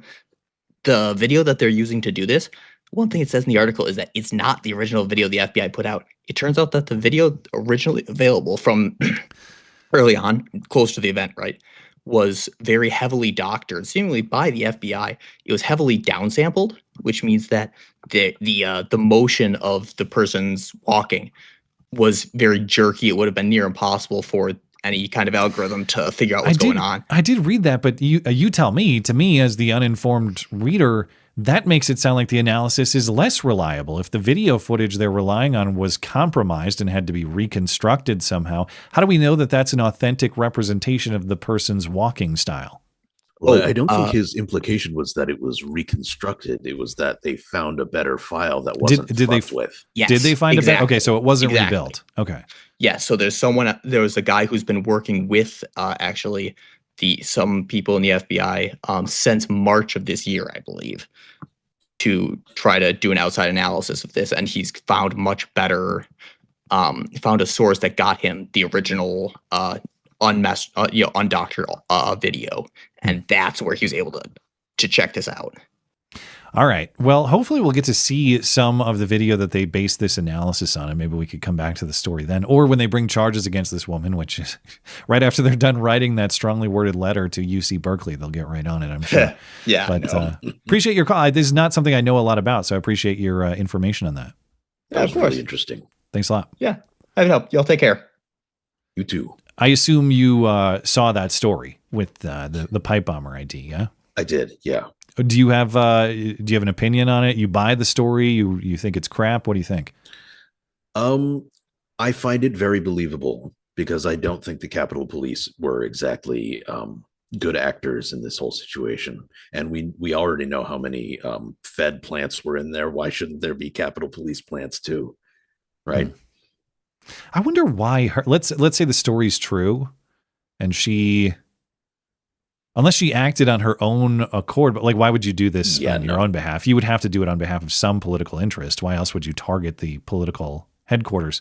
Well, why her though? The most plausible theory I heard is that she was a shitty cop and she was told, you're going to get fired and lose your pension unless you do us a favor. So it was a threat thing. Okay. Yeah, that could make sense because it seems to me that's pure conjecture. If this was what I think people suspect it was, which was some kind of inside job that was part of this broader January 6th setup, it seems to me you would want to pick the most average possible person. Average height, average build, not a distinct walking style from a freak college soccer injury. So maybe it was just that they needed someone who could be browbeaten into doing this. Someone who was in trouble in some way. Yeah, maybe browbeaten, maybe bribed, maybe appealed to. I mean, if that haircut is any indication, she might have done this willingly. But lesbian violence is a problem. We all know it is. Yeah, it's maybe less of a problem when your pipe bombs don't work. But I couldn't remember on Sunday. I should have known when Mark and I were talking about it. But you might know. And I should have looked it up for this show too, but I didn't know we were going to talk about it again. Were the pipe bombs actually live explosives, or was it all just a fake? I can't remember. I don't either, actually. Okay. I was under the impression that they were live explosives, but that they had malfunctioned, right, in order to present a credible threat. Because they played this off like this was a right-wing terrorist for a long time, for as long as they could get away with it. Tim, if you're listening and you want an assignment, once we're done with calls, figure out if those explosives were live or not. Tim also updated me to say that House Oversight released the unredacted name of the victim in the Epstein emails. That was Virginia Giuffre, so that is confirmed now. Okay, so this really does paint Trump in the best possible light. This is not the flex they think it is. The best you could say is he knew things and didn't go adequately to law enforcement with the things that he knew, but there's no way to read that to say that Trump was a participant in any of the Epstein crime and degeneracy. It just doesn't say that. Well, and more than that, I mean, what's Trump going to say now? Oh, I did go to the FBI? I don't know. I don't know what the... Other than creating wildly misrepresenting headlines like you're talking about, I don't get the play there of what they think they're achieving, but maybe that's it. Again, I think they're releasing stuff. They're releasing stuff to the media And I think they're relying on the media to spin it for them in any way that is beneficial to them, because they don't have shit. If they had anything on him, they'd have released it years ago. It probably just is for the broad-based claim Trump is in the Epstein files. Now they can say it because you have all these email files and Trump's name is in there. Now, why or how is he in the Epstein files? Does it matter? You just say he's in there. That's all you have to say. So Elon Musk was technically right. I guess Elon is vindicated. He was also correct in that what we saw would blow us away. I'm definitely not impressed by what I've seen, but yeah, he's in there. I'll give him that. Okay, well, we can be blown away by how mediocre something is, can't we? I guess. Yeah, you can be impressed by the utter unremarkability, I suppose. Yes. Skulldugger, are you there? Hey, how we doing, man? His mic is muted. At least it is for me. Oh, I'm such an idiot. Dude. Actually, Skulldugger, when you were on the show, we talked about this. I was like, I'm going to have to remember to unmute you. And of course, I forgot to unmute you, which means the duct tape rolls on. But I'm glad I put 2 and 2 together. Sorry about that. Oh, it's quite all right. What do you got for us? So I just want to touch on the pipe bomb thing real quick and then pivot over to what you were just talking about with these bombshell emails, as they're being called. Yeah. So the pipe bomb thing, unless there is real evidence linking this person to the pipe bombs in any way, gate analysis just cannot be enough to establish probable cause. Like, we are getting into extremely murky territory if we're allowing the state to establish probable cause using something as flimsy as gate analysis. Yeah, I wouldn't think, and people more familiar with criminal prosecution out there could probably tell me, but I would be shocked if there's even one case of a charges brought on the sole basis of gate analysis or conviction secured on the primary basis of gate analysis without some sort of supplementary evidence. That just seems crazy. I agree with that in large part because it's really, if you know, sort of, if you have like an awareness of your body and stuff like that, you can change your gait very easily. Yeah, I'm sure. If you decide you want to do that for the night and walk like a cowboy or something. Well, like sort of in the way that, actors will do this all the time. Yeah. Right. You think Heath Ledger actually walked like the Joker all hunched over and stuff like that? No, it was a fucking act. Yeah, that's true. That's fair. Well, and on questionable video quality, a limp looks like a limp. Like, it's how are we distinguishing a very specific limp on that quality footage? So no thank you for this story. I think we should just go ahead and fully pump the brakes on this one, throw on the emergency brake, exit the vehicle. This is not. I remain open to it if they provide more. Are the lesbian cops going to drive it over the cliff? I remain open to it if they provide more evidence or more about their methodology. I won't close the door entirely, but I need to see more. Yeah. That's what I opened with, is unless we have some concrete evidence actually linking this person to the pipe bombs and to this event. If all we're basing this off of is the gate analysis, we need to stop. Like, this is goofy. All right, now you're on the clock. Go.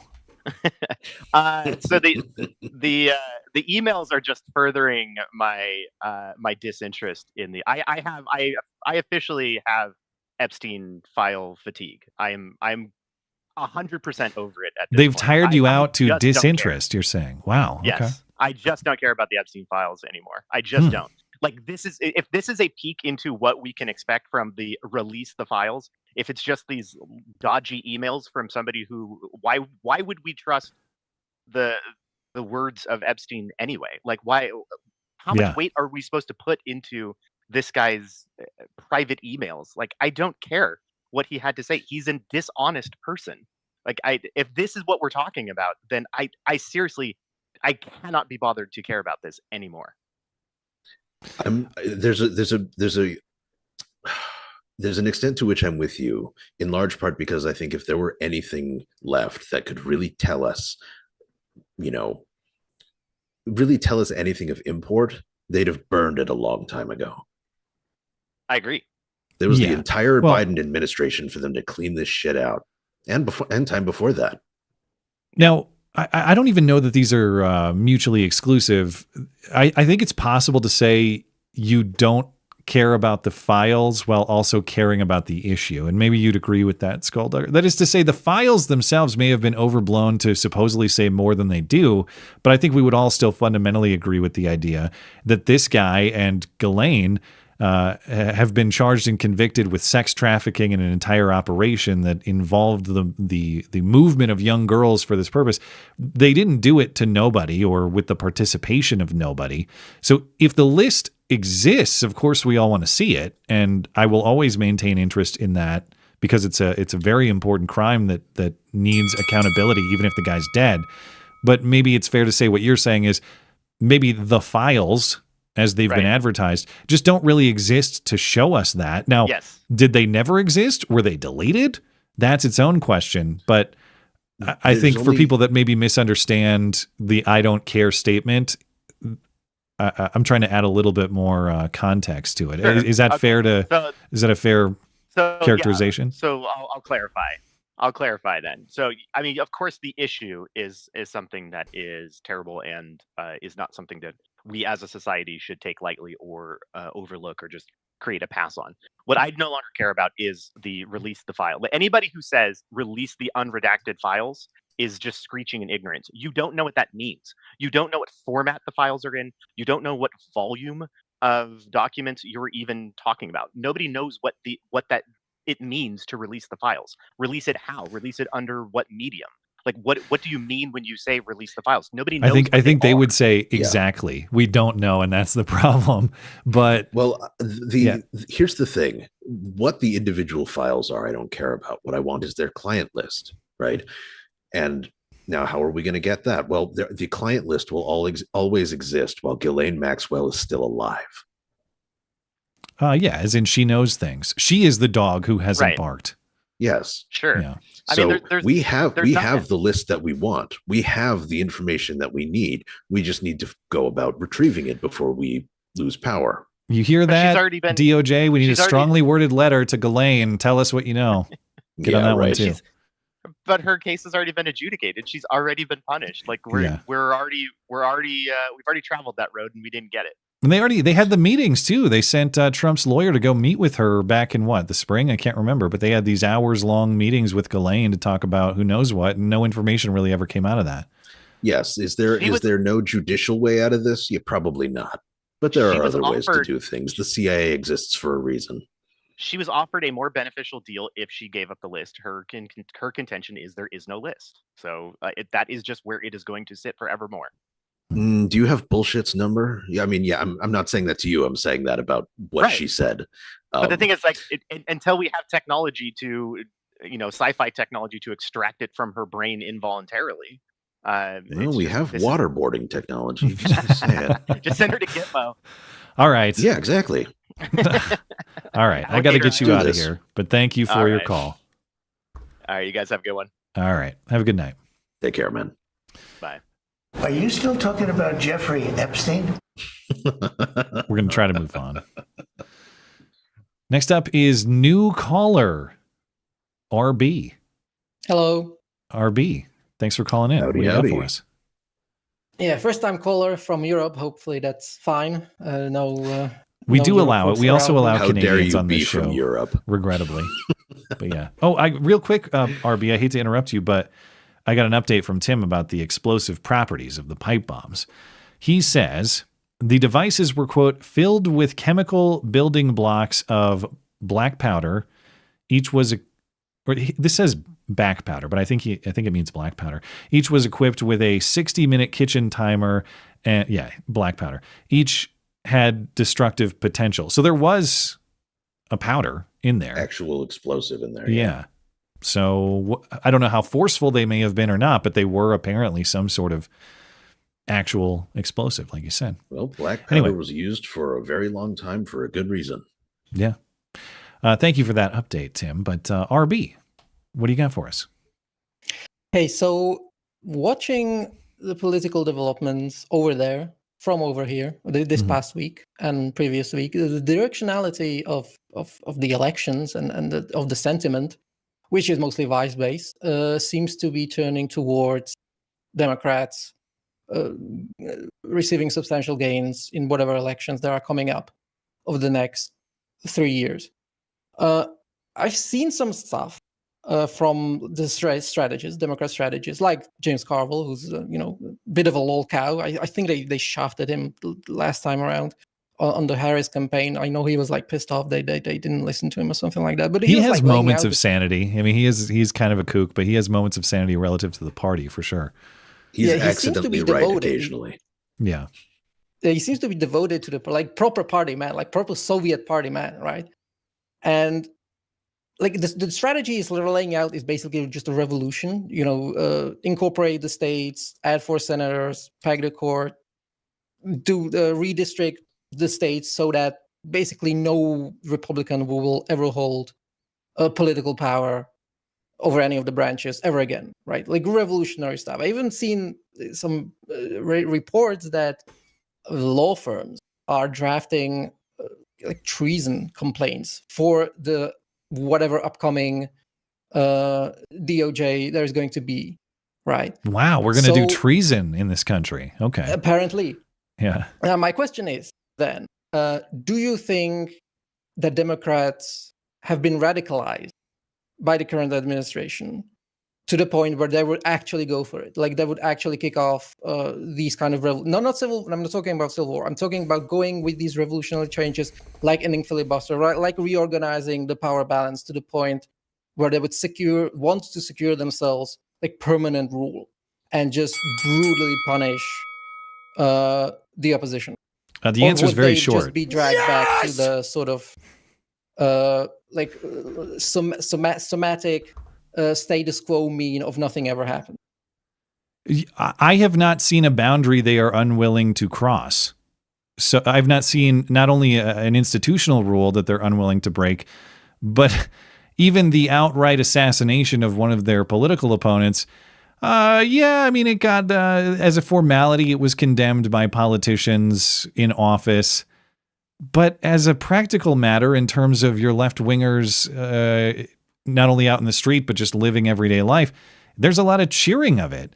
So could I see them? They've already prosecuted this president on ridiculous charges. They've attempted the lawfare in your state court or even in your federal court. The one thing they haven't done, as you're saying, is bring the constitutionally defined charge of treason. But what else do they have? The only reason he hasn't been killed, he being Donald Trump, is because of apparent pure luck, incompetence and/or luck incompetence on the part of the attempted assassins. But yeah, if you asked me what is the line that Democrats won't cross in pursuit of stopping this guy, I can't give you that line because I think they'll do anything and everything. But the worst part is, I don't think it's limited to Donald Trump. I don't think that once Trump is out of office in 2029, that the same tactics aren't going to be deployed. We're going to be sitting here in a few years. They're going to be talking about how the new guy is even worse than Trump, and they'll pretend to reminisce about, actually, Trump was a pretty good guy. They just disagreed with him on policy matters. And there'll be a new Hitler. And Charlie Kirk wasn't sitting next to Donald Trump. Just going to say that. If you're somebody that they consider to be an effective opponent, they will kill you. Treason is a treason charge is comparatively minor in comparison to what these people will already do to us. So I hate to punt on your question, RB. I don't see any boundaries. A lot of progressive politics, and I know not all of them are like this. Not all, just many. But you wonder, like, it's the great moral question, or like a way to evaluate someone's moral character. What would they do if nobody's looking? That is to say, if you had a button that could delete your enemy, whoever your enemy is in your head, whether it's political or just the guy you don't like down the street, if you had a button that could erase him from this earth and kill him, and you were guaranteed to get away with it, only to face justice from Almighty God upon your passing, you'll never face justice on this earth for doing it. Would you press the button? And the amount of progressives who would press the button gleefully is way too high, in my opinion. So how is that going to play out politically? Well, I think we're watching a lot of those consequences right now. But Did you have any thoughts on the topic yourself? I don't mean to take up all your time. No. It's just they seem like the opposition to me from over here seems that they are actually like going for it. That they would go for it. Which at that point you're not really talking about like how do you governance in the sense that facilitates some kind of mediated consensus that liberalism is supposed to do. They'll just go straight for the revolution. They're like going for the Red October like variant where they just declare one party state. Yeah. And not necessarily formally, but functionally a one party state. And this dialectical buffer that Republicans were fine with playing for like 40 years, wherein they just do some foreign policy stuff for everyone's favorite country in the Middle East and some vague tax cuts or something like that, that's just simply going to disappear. And it's just going to be progressivism full steam. Well, I think we've already seen this in sort of smaller settings in every single one of our cities for the last 50 years. I mean, if they could do it on a federal level, yes, they will do it. Absolutely. Thank you for the call, RB. Can I ask you what European country you are calling from? Slovakia. From the Czechoslovakia fame of World War II, yes. That's probably the first, what is the term, Slovak? What do I call someone from Slovakia? Yeah, Slovak. I think this is the first Slovak call I've received on my stream. I don't remember another. So, glad to know I have reached to Slovakia. Thank you for calling in. I appreciate it. Yeah, no problem. Thanks. Have a great night. Or a great morning or whatever it is there. It's got to be late. Anyway. 4 a.m., 4:30. Well, thank you for your dedication to the stream. I appreciate it. Yep. All right. We will end our calls there. Appreciate all our callers. Thank you guys for calling in. I got to move on to voicemails. Of course, I want to remind everybody before we get into them that if you'd like to participate in the show, you can now send voicemails as well. You can call that number on the contact page of my website. It's linked right there, mattchristiansenmedia.com/contact. And as I mentioned, I learned this week through an accidental text that you can text the line too. You don't have to just call for a voicemail. You can also send a text and I can read out what you have to say by text as well. But we will respond to those voicemails each and every week on Wednesday. So let's get into that. And actually the first one is kind of a voicemail email combo because Dark Vector sent both a voicemail and an email on this topic. And it's about the Tucker Carlson, Nick Fuentes interview and some of the reaction to the reaction that Matt Palumbo and I were discussing on Sunday. But let's get into the voicemail first here.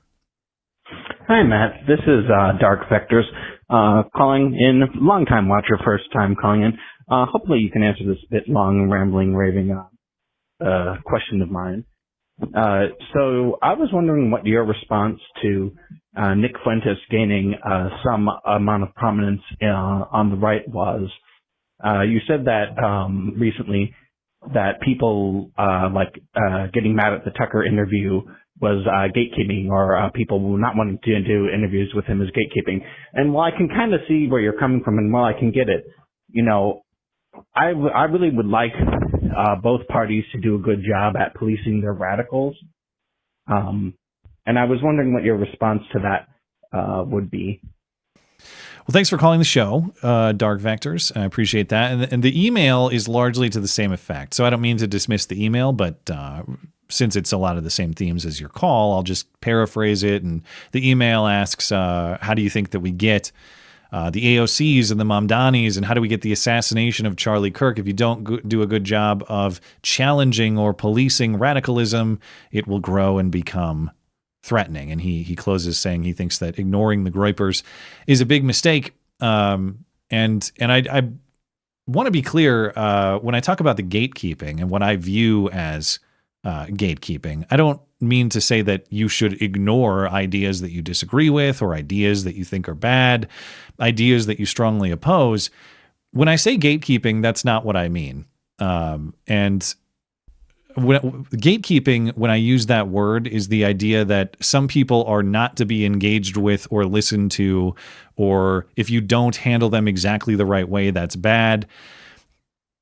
That I've seen a lot of that going on here. If you oppose Nick Fuentes, you should exercise your opposition to him in the same way you exercise opposition to anybody else. You challenge on the ideas, and you have to win on the ideas. That's not just the challenge, that's how we arrive at the truth, and we're all supposed to be oriented toward the truth. Now, if Nick Fuentes or anybody else, same rule for everybody, if he's so wrong, if anybody is so wrong, it should be fairly easy to defeat them if you have an open conversation with them. If they're not easy to defeat, why not? It could be because you suck at debate, which is totally possible, or it could be because maybe they have some connection to the truth. I'm not saying Nick Fuentes does or does not. I'm just saying if you can't handle some person on the ideas, if you can't confront the ideas, and you instead resort to smearing, trying to block people from talking to or hearing that person, you have to answer that question. Why are the ideas being avoided? So when I talk about gatekeeping, and I'm critical of gatekeeping, that's what I mean. It's not opposition. It's not like you have to love the guy. You have to agree with everything he's saying. I mean a refusal to engage with the person on the ideas. And I really don't have respect for people who want to criticize others and then refuse to engage with them. And I've seen a lot of that going on too, where this guy, it could be Nick Fuentes, it could be anybody. Oh, he's the worst person in the world. Don't listen to him. All of his ideas are bad. All of his ideas might be bad. They might all be wrong. But if you take to your platform and criticize a person and then refuse to engage with that person, I have to ask why. And the answer I'm supposed to believe is because he's so awful and the worst person in the world that no person of proper moral character would ever engage in such an activity. No, you join the debate, you prove the guy wrong, you move on. If you want to defeat any idea, that's how you do it. You engage with it honestly, you stay oriented toward the truth, you don't engage in these personal vendettas because that's not the most important thing. If we're trying to get at the truth, that's how we do it. We stay oriented on the ideas, and we're open to discussing the ideas with the person with whom we disagree, even passionately. Right now, I see a lot of smears. I see a lot of refusal to engage with those ideas, which, to me, getting personal in that way is not prioritizing getting at the truth, which ought to be the priority for anybody. But Batman, if you had thoughts on any of that, I invite them. Well, I definitely think I don't have any problem with people who want to talk to Nick Fuentes. And I think that if there's any way to sort of make an idea grow wildly and beyond your control, it's to try and shut it down. And we saw that with people's attempts to shut down all talk about the origins of the COVID virus, right? Yeah. I mean, that as soon as they were like, you can't talk about where it came from, everybody was talking about where it came from. So, if it's what is that? The Streisand effect, I think it's called. Yeah, the idea that hiding something makes it more desirable and popular. Yes, or trying to hide it. That is. Yeah, I definitely think that Tucker's interview with Fuentes was not especially useful. It was definitely kind of a softball thing. He just kind of let Nick meander on about whatever he wanted without really asking him any tough questions. But actually, I also liked Tucker's response when he was called on that later, where he basically just said, I don't give a shit. I was willing to speak to him. You weren't. Yeah, and you don't have to. And obviously, I'm not saying that all criticism of Tucker Carlson or Nick Fuentes is gatekeeping, but I think what we're seeing now is an effort so far beyond that where we want these people shut up. I see a lot of parallels to the sort of left-wing tactics that persuaded me against the left and my journey to what I believe now. Hearing that from people like Mark Levin, I mean, it was just I'm not here to name names, distasteful.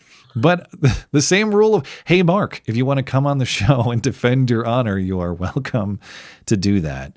And obviously, none of this is to endorse a particular person or set of ideas. If you disagree with Nick or anybody else on anything, all right, here's what he said, here's why he's wrong, and you move on with your day, and that's fine. But I've just seen a lot of obsession with this. Like, no. It's not enough just to counter the points that were made. It's that anybody who entertains those points is bad. Anybody who doesn't challenge to my liking on those points is bad.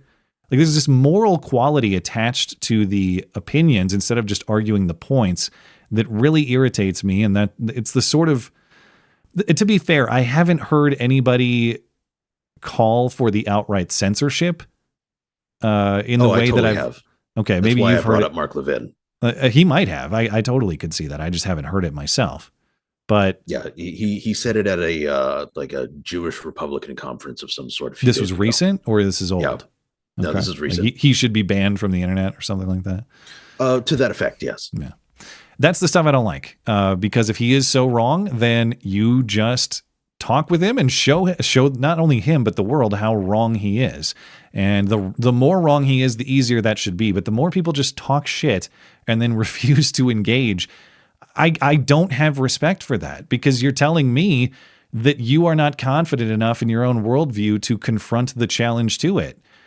I would love to be persuaded by you if you gave me that opportunity, but they refuse. Instead, you're just a bad guy if you don't get on board fully. I for the same reasons I couldn't respect the censorship efforts of the left so many years ago, I can't respect at least what I view as the far gatekeeping element of this. And I know not everybody is that. Plenty of people are Nick critical or anybody critical. They don't believe that he should be censored or deleted. They just would like his ideas challenged. But yeah, great, challenge them. That's how this should happen. But then people refuse to challenge them face to face. Right. And that's not doing yourself any favors either when you take that approach, because the only way to be ready to face an idea is by inoculating yourself against it, by exposing yourself to it.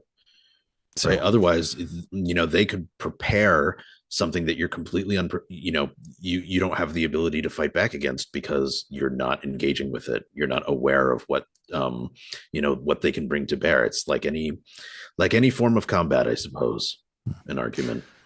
I hope that answers your question, Dark Vectors. I know that maybe was not as direct. And in the email, he says, well, I don't know if open debate is the right idea because that's what Charlie Kirk was assassinated for. So how do we go about this? Well, I know that is what Charlie Kirk was assassinated for, but it's still the duty that we all have, not only as a matter of morality. That's how you deal with these things, is you challenge ideas and you participate in the battle of ideas to arrive at the truth. But because that's how it's done. Like if we care about getting to the truth, and fundamentally I think we all should care about that, that's how this battle, this metaphorical battle, has to happen. There is no other way. You don't delete people from the contest. You don't declare certain ideas unentertainable. You have to participate in that open battle of ideas, even if it has the consequences sometimes that it did for Charlie. That's the bravery part of it. And Charlie certainly was brave in that regard. Unfortunately, none of us are guaranteed protection from a crazy murderer at any point in our lives. But yeah. I've certainly gotten more outspoken actually after the death of Charlie Kirk. Like I've been talking about it in the street with people. I've been talking about it with other folks that for various reasons I had previously decided never to talk politics with, because they were old friends from high school or whatever. And I wanted those relationships to remain more or less intact. But I threw that out the window, and I've lost a lot of friends recently. Sometimes that's not the worst. No. I mean, clearly what I learned from a lot of those conversations is there was a lot of celebration of Charlie Kirk's murder amongst those people. Once you were able to, I don't want to say coax it out of them, like I wasn't manipulating them into celebrating it, but I was basically indicating that there were a lot of people celebrating it, and the reasons that people were celebrating it was wrong, and I was pointing out those reasons. And then once somebody agrees with that, oh yeah, actually I think it was okay that he was killed because he had these ideas. Neat. So you want me dead then? Yeah, I mean, kinda. If you agree with all the positions, that is the implication. Yeah, and people who might explain away your murder on the same terms, I don't think you have any obligation to keep them around as a regular part of your life. I certainly would not either. So I generally don't block people. Once it gets to the position where it's clear that they are A, unreasonable, B, may potentially want me dead, I make them block me. So I'm glad you get your wins that way. All right. Thank you to Dark Vectors. I appreciate your question. I hope I answered it. I know it was kind of a lot of detail there, but thank you and appreciate your contribution to the show. All right. I got a voicemail from an unknown caller who wants to talk more things that sound like slurs. Good evening, Matt. In addition to liking athletes with names sounding like slurs, do you like geographical names that sound like slurs? For example, did you know about Fag Lake in West Cook in your home state of Minnesota? I did not know about Fag Lake, and I looked it up, Batman. And according to Google Maps, that is a real lake, F-A-G, Fag Lake. And it is it's even shaped like a... I guess it kind of is. You're right. And it looks like it's up in the Boundary Waters region of extreme northern Minnesota. And Which that is not is your home state. That's where I was born. Yeah. I don't live there anymore, okay. but yeah, my entire extended family's from Minnesota. And yeah, I grew up there until I was about 10. Not at Fag Lake, but in the Twin Cities area. And yet so many things are explained now. There is a road in reasonably close proximity to Fag Lake, so I guess you could go there. The reason I like athletes with slur-sounding names, of course, is because the play-by-play announcer guys have to say their names, and it presents a career-ruining prospect. And so the comedy of that, it's hilarious to me. But if there was, say, a news report on Fag Lake or something else where someone had to say the name of this lake, I would probably find it just as funny. So I searched is there any kind of news story about Fag Lake? I couldn't find one. It's a very remote one. Doesn't look like a lot of people go there. But I did see there on the Google Maps post for Fag Lake, some people have posted joke pictures of their friends at Fag Lake. Got him! Got him!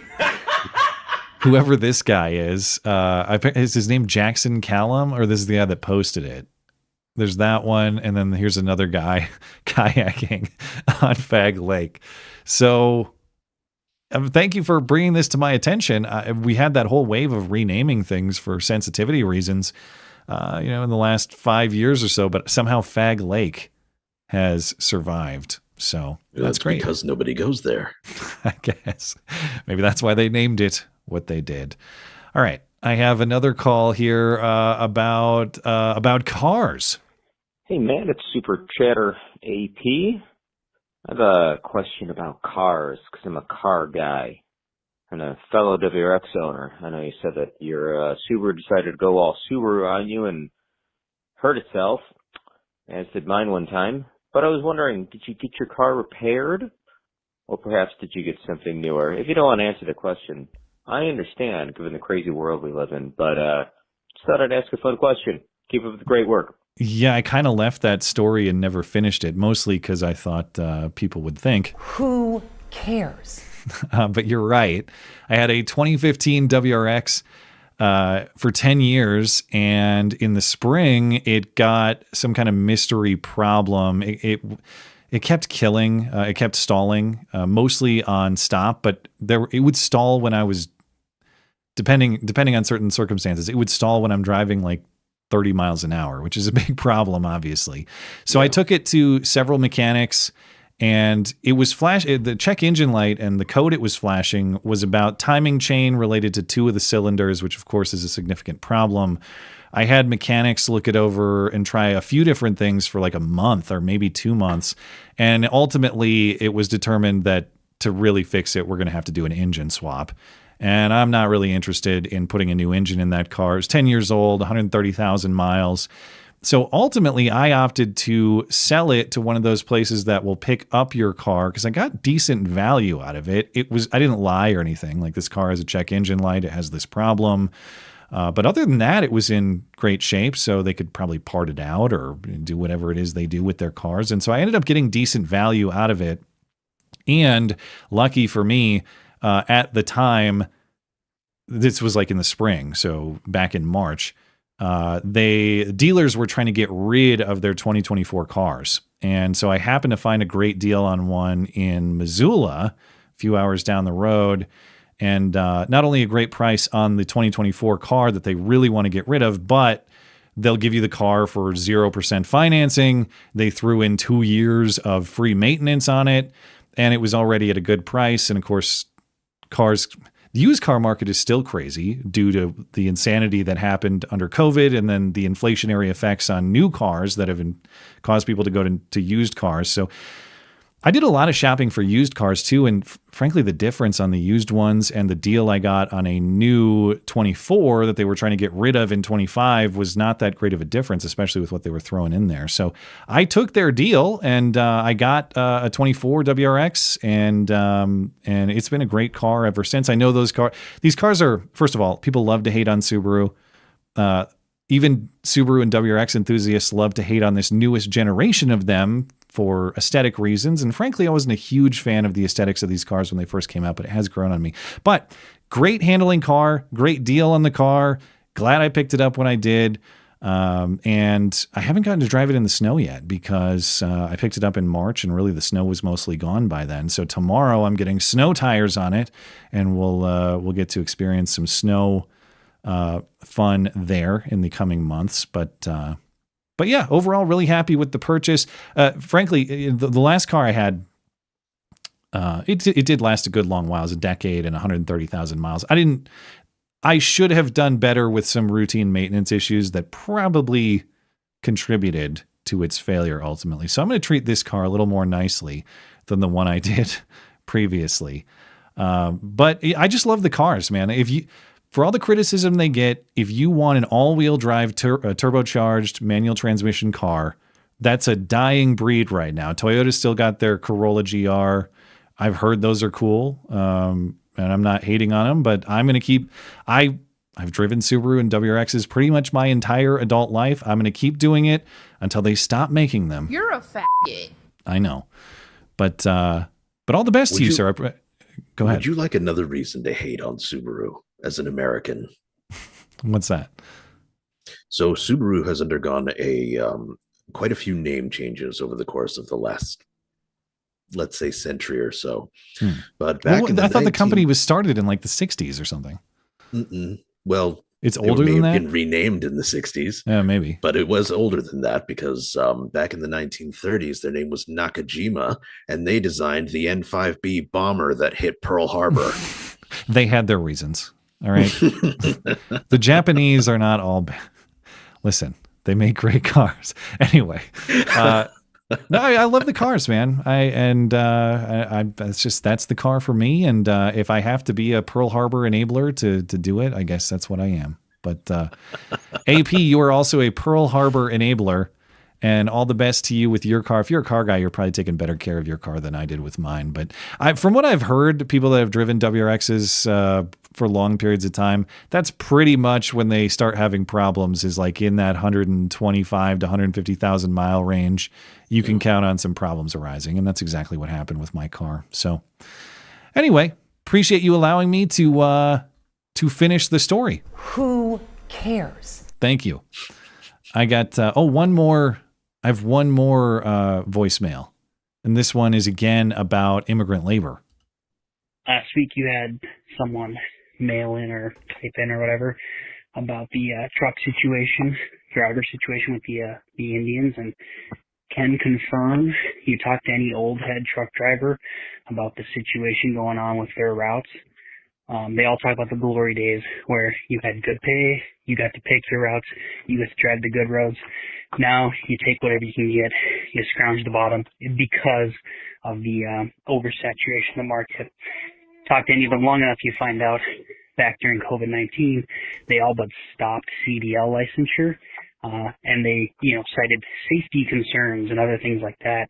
And then, what don't you know is there was a big shortage of drivers. They use that as an excuse to cram every sing and a lead through the system, almost like it was intentional. Oh man, how did we all of a sudden get all these Indians driving truck? They did it on purpose. Same thing with any other market hit with immigration. Think about construction. The construction jobs would be so sweet if there weren't a bunch of illegals doing it. This country would literally be a paradise if all the Browns were gone. Jeez. I don't even like racism. Yeah, well, we're supposed to believe that the importing of foreign labor, legally or illegally, is not necessarily supposed to compete with the U.S. worker, because it's like Frank and I were talking about. Either they're jobs that Americans don't want to do, or they're jobs that Americans can't do. No, obviously not. And all you guys who are working in these industries, trucking, construction, these are areas I haven't worked in my life, but I've never heard any story to the contrary. That is to say, man, you know what has made my trade so much better? Immigrant labor. Things are so much more skilled and efficient, and things have really worked out for me. No, by definition, it is competition with you, the American worker. And you, exactly like the caller is saying, in the trucking industry, you're going to have to settle for less desirable routes or less desirable deliveries because there are more trucking options available. The value of your trucking is going to decline. You're going to have to accept less pay or operate on tighter margins, all these things. So it makes perfect sense to me. And yeah, what are we watching here? Is it all, again, is it some accident, or is this the intentional dismantling of the American worker? I mean, I'm done with accidents in most contexts, largely due to COVID, like we were talking about on Sunday. I don't believe in accidents anymore. These things are by design, and I'm sure what's happening in the trucking industry is a big part of that too. Trucking is much easier when you can't read the road signs. I don't even like racism. Thank you. All right. Let's move into emails here, and then we'll catch up with your super chats. Appreciate our super chatters as well and your patience. But let's get into emails, and then we'll get onto that, and then we'll call it a night. But some dude over through the emails says, oh my, I didn't think I'd have to follow up. Maybe this is the new sign to tap. But despite what many people say, you're not born a sinner. We had this conversation. I forget if it was last Wednesday or when. But the question, Batman, is theologically, whether you're born a sinner or are newborns innocent of sin and they become sinners later. And that's a question I don't actually know the answer to. But he says, you're not born a sinner. You become one as you commit sin. Many verses in the Bible reference that all have fallen short and every man has sinned, but that is not to say that you are a sinful baby. No one, baby, no, once you. Right. Once you understand right and wrong and do wrong, then you have sinned, and we all have done this. But the Bible mentions the innocence of children and that the kingdom of God belongs to them. He cites Mark 10:14. So I haven't thought a lot about this question of whether you're born with sin or if you're born innocent, but we all inherently commit sin later. I'm not sure what Scripture says on that. I wouldn't be able to tell you with any credibility. But I suppose that distinction does matter in some contexts. I don't mean to dismiss the point, but to me, the main point is that, of course, we are all imperfect. We are all short of God himself and his design for us, his purpose for us. We still have to strive to improve and to get as close to God himself and the ideal version of ourselves pursuant to his design as we possibly can, even though we won't ever get there. But that is the challenge nonetheless. But yeah, did you have any thoughts on that, Batman? If on the innocence of a child at birth, or the inherent nature of human sin, or anything like that? I mean, as you know, I'm not really a practicing Christian, but I mean, I would seem to sort of fall into the same thinking as some dude here, in large part because, I mean, if you are literally a creature that cannot parse right and wrong, then how can you be held responsible for your, for what sins you may or may not have committed? And I mean, I like the whole idea of the innocence of children and stuff like that.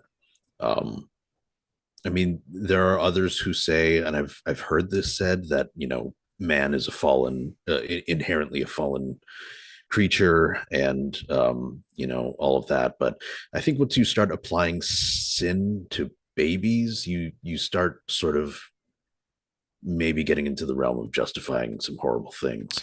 So either way, there's an imperfect nature to humans. Even if there's no sin committed by the baby's imperfect nature will lead the child to commit sin one day, you know? So that's why, to me, probably in all probability. I mean, if you are a believing Christian, then of course you believe that only one was ever born without sin and lived a truly perfect life. Yeah, but that's why, and maybe we can revisit this topic. But that I don't know that I place as much importance in this distinction as maybe others do, or maybe I should. Maybe I'm misunderstanding it, but.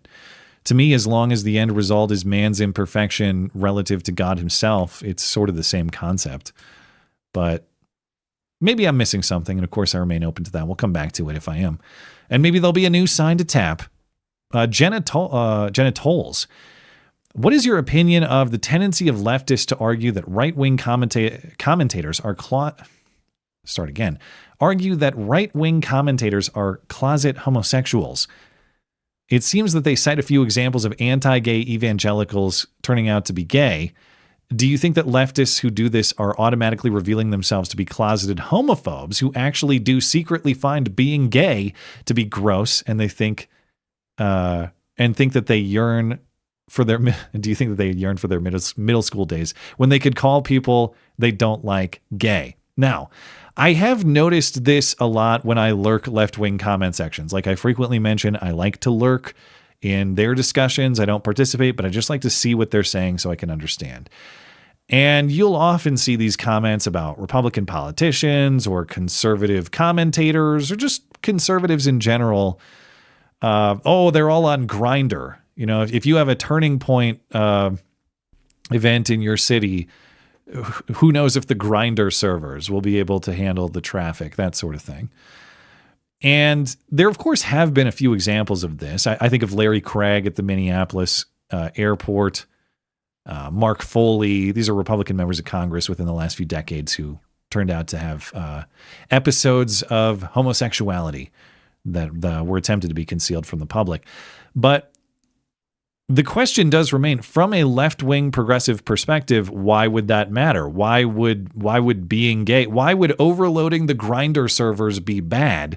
Now, to steelman their position, they, I think, would say that they are not anti-gay. They are holding conservatives and Republicans to their own supposed anti-gay standards, and they're just exposing the hypocrisy. But I don't really buy that to what you're saying, Jenna.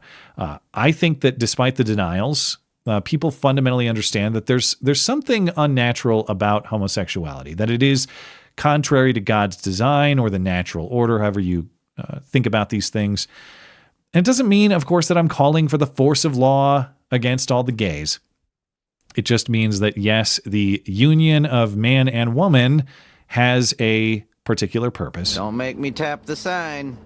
And even the most dedicated progressives know that there's some truth to that unique purpose and that unique property about the male-female relationships. I think you're kind of onto something, Jenna.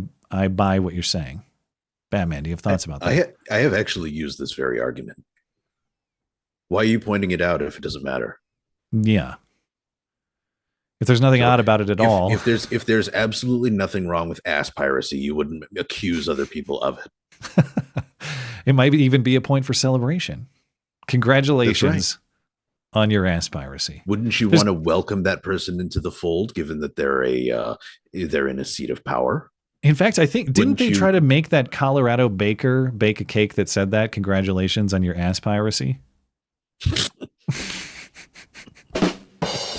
No, it said something else. I don't know. Anyway, thank you, Jenna. I appreciate your contribution. Sorry, I didn't mean to interrupt. Did you have anything else to say on that, Batman? No, I think I like the point that was made here, and it's one that I've actually used in arguments before. So this one is going to be right up your alley. This is from me for free. Principled conservatives. These are some bullet points about principled conservatives.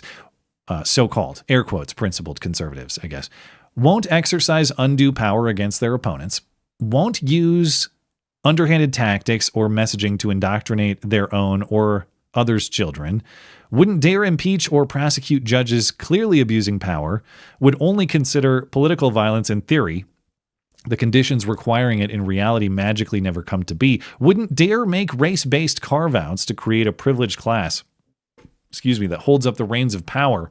Meanwhile, so-called moderate Democrats will do literally all of the above and worse. What is the solution? Vote our way out of this problem? Blackpilling about my daughter's future right now. Well, I have a lot to say about this one, Batman, but I'll invite you to offer. I need that Thomas Shelby meme. No fucking blackpilling. Oh, you're gonna. I was worried you were gonna blackpill. What are you talking about? What part of my personality makes you think I'm a blackpiller? I don't know. Sometimes it just seems like. Well, I guess I've heard you speak to these questions of what do we do about it in terms that are discouraged. Let's say that. Well, maybe I can black find pill's something too harsh. discouraging without thinking that there's no future. Right. Yeah. Okay. So that fair distinction. If that's the definition of black pill, no future, which I guess, yeah, I mean, that's a fair definition. You would not subscribe to that. And clearly not. I mean, I don't think you would participate in discussions about this sort of thing if you actually believed it was hopeless. Yeah, absolutely. If I thought it was hopeless, I'd go build a bunker in the middle of the woods, hunker down, raise my family there, and never speak to anybody ever again. You've done most of that already. It's just that you're still talking to other people. You are in North I'm Idaho. black-pilled on New York's future. Yeah. How's that sound? Okay. Well, you tell me if you find any of this to be too Pollyanna, too rose-colored glasses. Now, for the emailer here, me for free. I wish I had an easy answer for you. I don't, and I would be a snake oil salesman if I told you that I did. But you are asking the question that we've been asking for weeks, and it's an important one. I'm not saying that to dismiss what you're saying. This is a fundamental question that none of us have an easy answer to. How do you fight the demons without becoming a demon? How do you defeat the wicked and the immoral without using immoral means? And I know that you grant these distinctions because your question phrasing does, your statements do. Exercise undue power is one of your points here. Underhanded tactics. Your phrasing presumes that there is something wrong with the things that you're talking about, because there is something wrong with the things that you're talking about. Now, the good news is, if you are blackpilling, if you're entertaining the idea that there is no future in the way Batman was describing, you have the best black pill antidote that there is, and that would be your daughter. If you don't have faith in the future, your children will force that upon you rightly, because now you have to have faith in the future on her behalf and for her sake. So what can you do? What are some practical things? Here's what I think everybody can do. And I'm probably just going to steal the Jordan Peterson clean your room bucko usual stuff here, but yours. You start small, you work outward, you be the best father and husband that you possibly can, because no other job matters if you fail to do those things. And those are the things that are going to preserve your faith in the future, because you have to have a faith in the future to do those jobs well. You do that, you grow local community, you know your neighbors, you become close with your trustworthy neighbors. And if those things are secure, you work outward. You get involved in local politics. You keep working outward beyond that. So what is the political solution, or is there a political solution you're asking here? Number one, I think that is a political solution, insofar as if everybody did that, focused on the family first and cleaned their own room, bucko, and then extended outward, you would have the sort of political effects that naturally follow. People would inherently adopt the political views that come with that sort of lifestyle inherently. You're going to have a solid family. You're going to have a solid neighborhood. You're going to have a solid community. Hopefully, you'll have a solid country that is built on the backbone that is the family structure in that way. But of course, it's a big ask and a lofty goal for everybody to do that. And maybe it's unrealistic to think that they will. So you do what Batman was talking about. You prepare your supplies and your defenses. You plan for a rainy day, however rainy that may be. But I also think that you support moral last resorts. And after all, that's what the founding of this country is. And part of your premise was, well, we talk about political violence, but we never actually do it. Well, it comes with moral constraints. And the founding of this country observed those moral constraints. I think that if you had some sort of second revolution or second secession, that would be the ideal solution insofar as we have incompatible worldviews, incompatible fundamental value sets. We don't agree on why we have a country or what the future of that country should look like. What did we do prior in our history? We articulated those problems in the form of a declaration. We said, all right, we're going to go live over here. We're going to do Constitution 2 over here, and we're serious about it. You do commie land over there, and you better leave us the hell alone. And if you don't, then there will be problems, but we're not going to aggress upon you. We're not coming for you. It's just you leave us the hell alone. That is the ideal solution. I think people who want to be separated from these forces should support that sort of thing and make others comfortable talking about that sort of thing, because there's nothing immoral about it. That's as morally square as it gets. Hey, man, we're not seeing eye to eye. You don't agree with why I think we should have a country and what the future of the country should look like. So let's agree to disagree. If you can do that.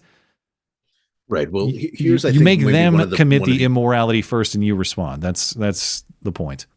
Right, but what if the immorality comes in the form of bullets, which is already happening to us? Well, then you're prepared to shoot back. Yeah, that's well, okay, but they have to shoot first, right? So they have an inherent advantage, and I think that is sort of the point of his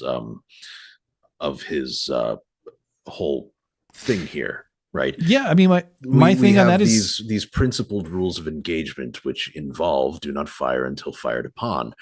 But we do have those for a reason, and while that does put us at a disadvantage, I think it is the morally correct stance to take. Absolutely. Because once we decide we're just going to slaughter our opponents, we're no better than they are, right? Well, actually, we may be better at it, but we're no better than they are. And B, we sort of sink into this barbarianism that strikes me less as the product of a Christian country and more of the product of maybe like a pagan one. Yeah, I know it can be unsatisfying to think that we are at a disadvantage in the way that you phrased it, but there's moral truth to why you are. In the same way, I don't go around on the street, even in a dangerous neighborhood, pointing my gun at anybody who's in my vicinity because they might threaten me at some point. I have a moral obligation to wait until a criminal's gun is pointed at me, and at that point I can respond. And I know that feels frustrating because the criminal gets to draw first, but the point is that's what respecting the inherent value of human life means. It means you do not commit aggressions on the lives of others in that way. And if you do, you become the very sort of evil person, demon person that you're supposedly fighting. So yeah, it sucks to think that you have constraints that others don't. But fundamentally, that's what being a good person is. It's following the rules of the world because they were put there by something before you and above you. They weren't made up to give someone some advantage over you. No, these are the rules of the universe that you would be wise to observe and operate by because you have a moral obligation to do so. And if the demon people exploit certain opportunities to try to get you, all you can do is prepare to respond. You can't attack people in unjustified ways because that would make you, unfortunately, a demon person. But I get the frustration. It's not easy. There is no easy answer here. And if there was, I don't think we wouldn't be facing the problems that we are right now as a country. So the most important thing I will say to you, to the emailer, his name was Me for Free. The most important thing you can do to fight the black pill is just remain committed to the idea that tomorrow matters. Tomorrow has a purpose for you because it does. And if you don't believe that it does for you, it certainly does for your daughter.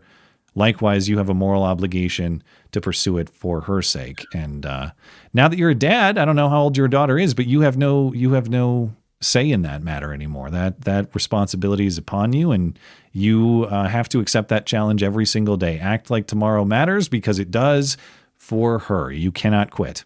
So Godspeed. It's life's most important mission, and I'm glad you've accepted it. Anyway, anything else on that you want to say, Batman? I think we covered it. All righty. Last one is from Ferrum.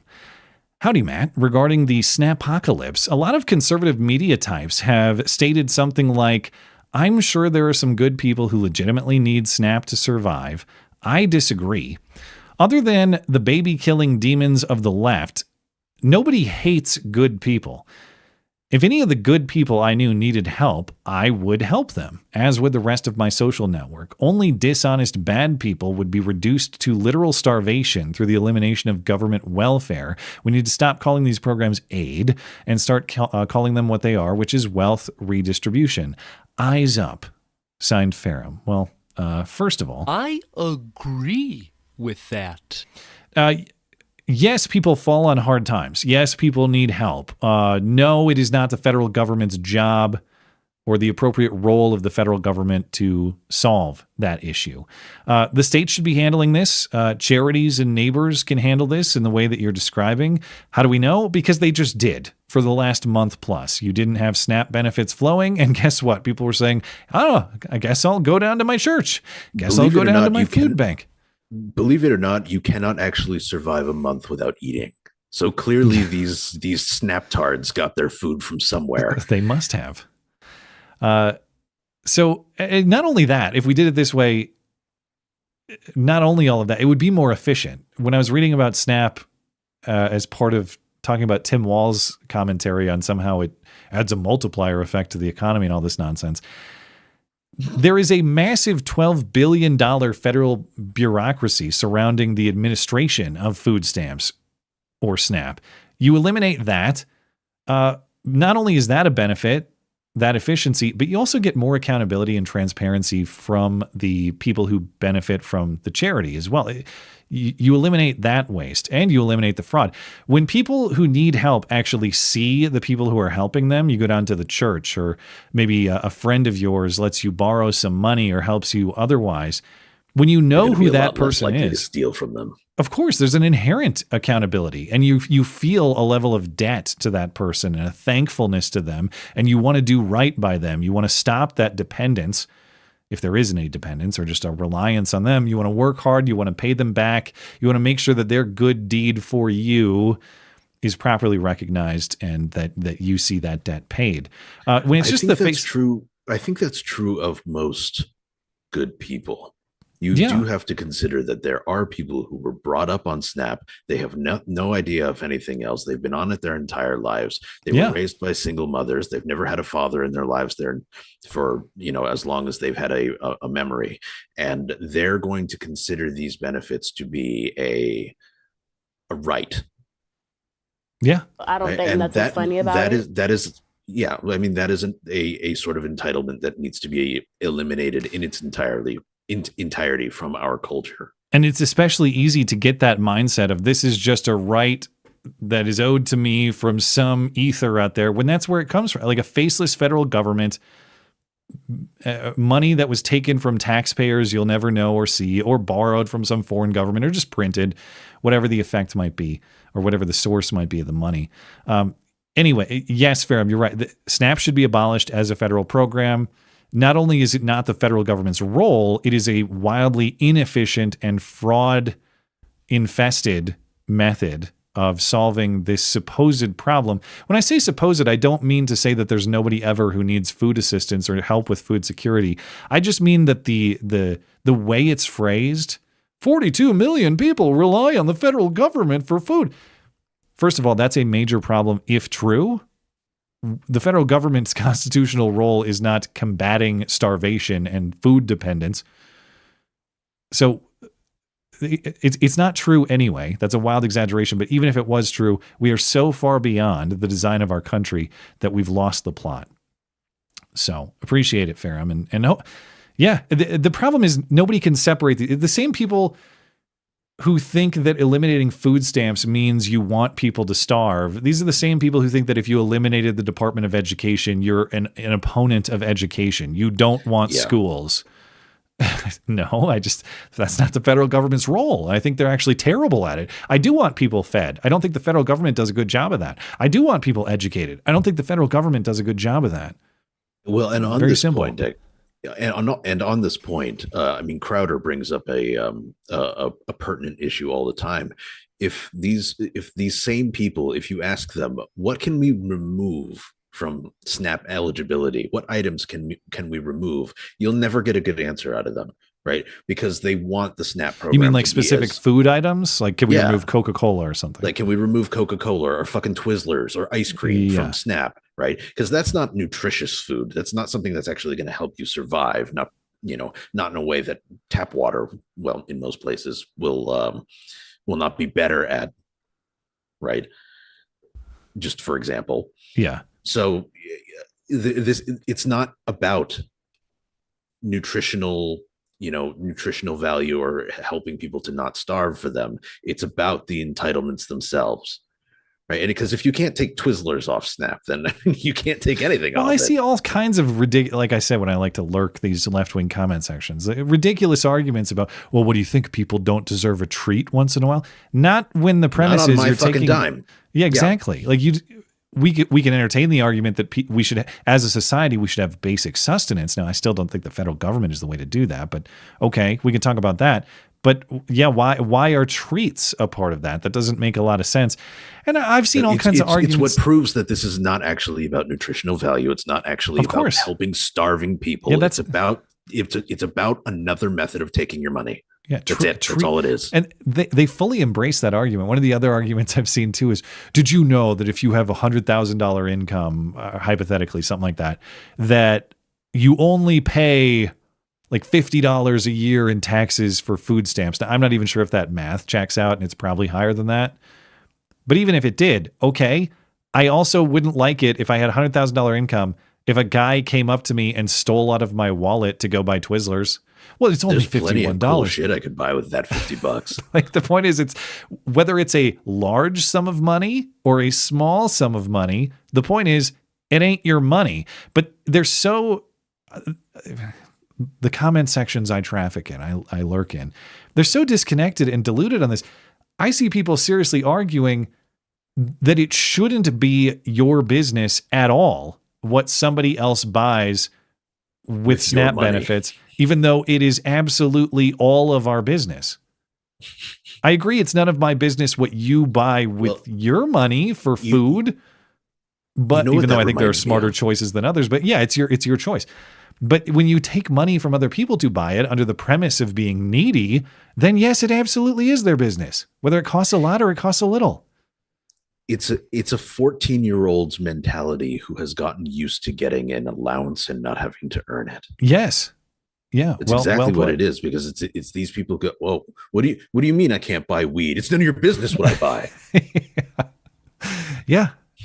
Because the allowance is the entitlement, or the SNAP benefits are the entitlement.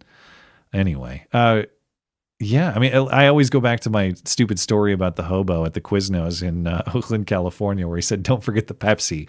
And even that, I know SNAP benefits are supposed to be they're supposed to buy food items only, but man, they are effectively cash, because you sell them for cash. Even if you buy what is technically allowed with the benefits, it's a wide array of things that aren't necessarily nutritious to the point that you're making. If you want basic sustenance, I think you got to go back to the principle of the guy with the guy who wanted the sandwich outside the Quiznos and said, don't forget the Pepsi. You can't give cash or cash equivalents. You have to give food only. You have to have soup kitchens. You have to have some kind of a place where people can go just to get the food straight up, and that's it. Because anytime you give them cash or a cash equivalent, it necessarily gets abused. It gets spent on things it's not supposed to be spent on. There was that whole story in Seattle. They're selling the food stamp cards for cash to buy drugs. And so the massive overdoses on the streets of Seattle are subsidized in large part by food stamps. We're enabling the drug overdoses of, talk about people who desperately need help. They're buying drugs with food stamps indirectly. Maybe we should get that under control. Anyway, Thank you to our emailers. Appreciate your contributions to the show. As a reminder, if you'd like to send a voicemail, email, or text message for consideration on the show, just head on over to the contact page on my website, mattchristiansenmedia.com/contact. All the information is right there for you. We will close out with Super Chats, and we will call it a night. Appreciate our Super Chatters. Thank you guys for being patient. I know sometimes on these Wednesdays it takes a while to get to you guys, so let me pull these up. Ramsey C. over on Rumble. Don't forget to like, share, and repost. Appreciate you. Also says, I said like, share, and repost, you sorry retard flesh... retard... Oh, I thought it said flashlight stuck inside your ass bag. Do it. It's free. Jeez, man. That was a heavy chat. Jeez. Your friendly neighborhood Fed. Fed. I guess it's time to go back to work, dude. Happy end of furlough to you and all my fellow Feds. Looking forward to getting 6 weeks of back pay for 1 week of actual work. Congratulations. I was worried I might have to find a real job once my EMG fund ran dry. Now, I'm pretty sure your friendly neighborhood Fed is a real Fed. I don't think it's bit. He's had a fun 6-week vacation, paid vacation. Gosh, I wish any of us could get that kind of deal, but we do honest work. We try. Well, at least my show is not subsidized by the government as far as I'm aware, but not by this government. It's of course subsidized by the Kremlin, but that's a different story. Ramsey adds a few here. Need to go get those likes up, you packing turd burger. Man, you're just lecturing people with anti-gay slurs to try to get them to interact with the show, but I appreciate it. Don't forget to repost shit swimming degenerates. Like, share, and repost the stream, you jellyfished spined bitch ass hoe.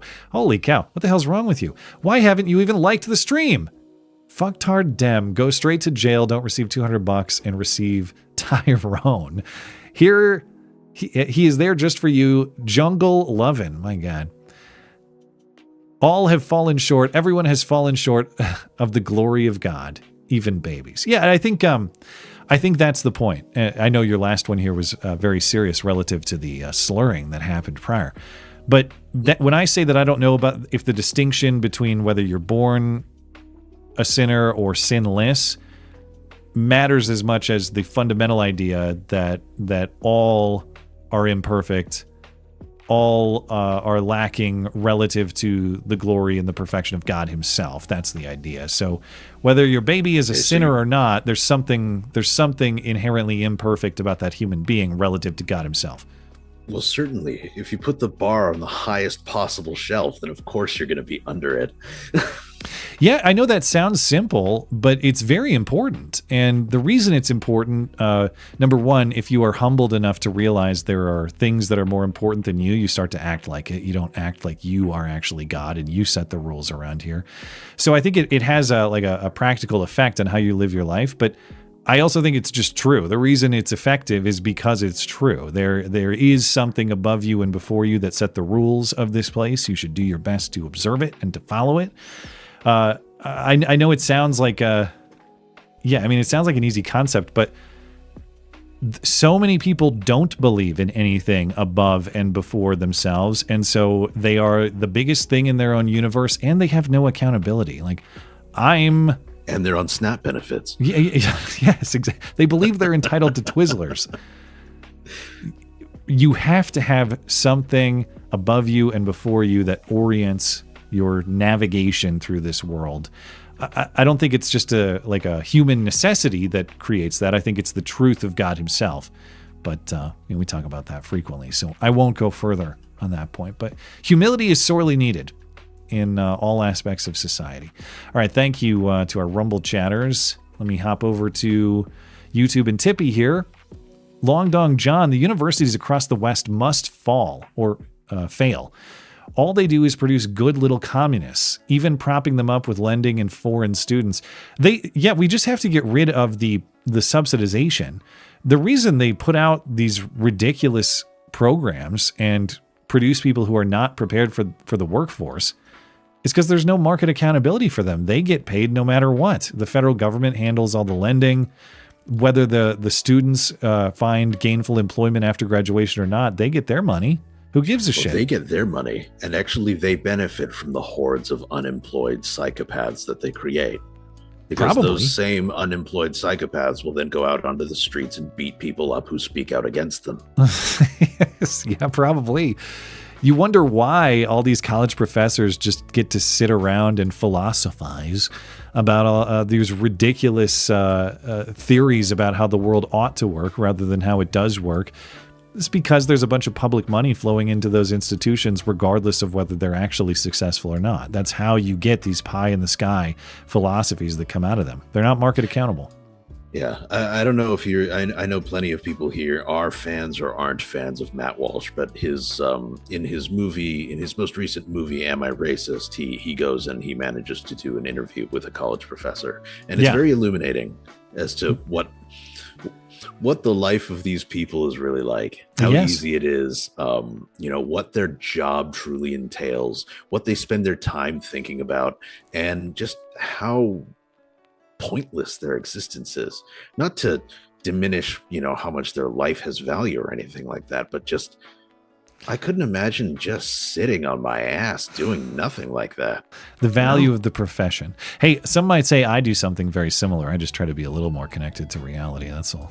But no, it is that disconnection, disconnect from reality that makes the job that much. That makes the job so pointless and so pathetic. I'm just trying to stick up for ass sitters everywhere. I count myself in that club. Cody Opperman, AR-57 update also demands the button I'm not supposed to press. You are gay, LMAO. P.S. Hi, Rags. I assume maybe that's Raggle Fraggle. Yeah, if you have an update for me, though, send it to me. If people don't know, long story short, I have a very old AR-57 upper that takes P90 mags that I found after I lost my brother, and it was my brother's property, and I don't think he ever finished the build. So it was always a goal of mine to finish this AR-57, not the kind... It's the kind that takes P90 mags on the top of the barrel there. That's where it slides in like it does on the actual P90. Yes, and the company that made those, I have the upper, but I don't have the bolt carrier. And as far as I can tell, the one I need is not made anymore. It's a big mystery. So people have tried to help me with it, and I can't find them. So Cody, if you have more information, you're welcome to email me. But I've hung on to the upper in the off chance that I find the parts I need one day, because it would mean a lot to me to complete the rifle. You could you will be able to you'll be able to complete the build one day. Those things are out there. I've seen that. I think I've seen that very build that you're talking about. The problem is, according to my research, this company AR-57 that made this particular one, they don't exist anymore. Yeah, they went under. As far as I can tell, they made 2 different versions, and I actually did find a bolt carrier from a listener that nearly fit but didn't quite fit, because I think I have the first version of it they made and they refined it, or vice versa. They made 2 different versions, and the bolt carrier I got does not fit in the upper that I have. So there's some mismatch there, and I don't know anyone with knowledge who could tell me what the difference is or where I could locate the proper part. So I could try doing some research for you. I would appreciate that, but I warn you, it's pretty much, it's like an impossible task as far as I'm aware. But many have attempted, including myself. No success yet, but maybe you're the guy. Joshy boy, Trump over here talking about making batteries being a dangerous job. Never mind that coal miners, lumberjacks, oil rig workers, police officers, firefighters, and all the other dangerous jobs Americans do. What a stupid take. I know it's disappointing, but everybody's allowed a stupid take from time to time. And certainly Trump has them, and we talk about them when he does. I'm sort of surprised to see one this stupid at the expense of the American worker, though, because that was kind of Trump's bread and butter, is the American worker is getting ripped off internationally. And here he is being like, no, we need other countries because you American workers are too talentless to get it done. Yeah, this one was more surprising to me than some of his other blunders have been, because, I mean, there was the Epstein thing where it's like, okay, that's wildly out of touch, but I mean, it seems like he's talking about something he doesn't really have any idea about. Are you still talking about Jeffrey Epstein? Yeah, that one. And then there was his, of course, his whole bump stock ban in his first term. That was another huge blunder because a lot of his, core support was from 2A people. But this one is baffling to me. in a way that usually I'm not baffled by Trump. Like usually I kind of have an idea of vaguely where his mindset is, but this one's just totally out of left field. I know it was only about a minute of commentary, but it does seem like a middle finger to the core, to his core base on the core issue, which I find to be pretty baffling. Long Dong John says, for Batman, in a world of illegals with CDLs, commercial driver's licenses, one man... No, did he want me to read this one? Unfortunately, Batman can't read the chat, but how could I do this? You can just message it to me on Discord. Yeah, I guess we could do it that way. You're right. Good thinking on the fly. How do I direct message you? Here we go. Whoops. Okay. Yeah, here. Can you see that there?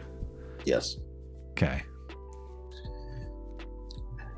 In a world of illegals with CDLs, one man will fight to survive a road trip starring Mel Gibson, Gavin Newsom, and the Sings.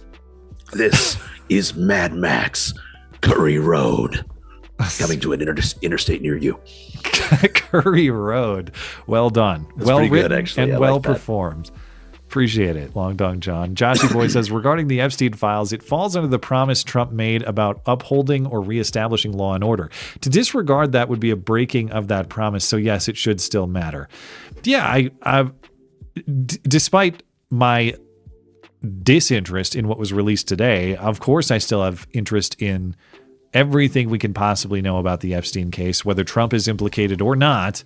And I remain disappointed with the way that the Trump administration has handled it so far, specifically with Pam Bondi. But hey, Trump's the president and the buck stops with him. He picked Pam Bondi. So yeah, none of the underwhelming stuff about this release changes my opinion about Epstein generally.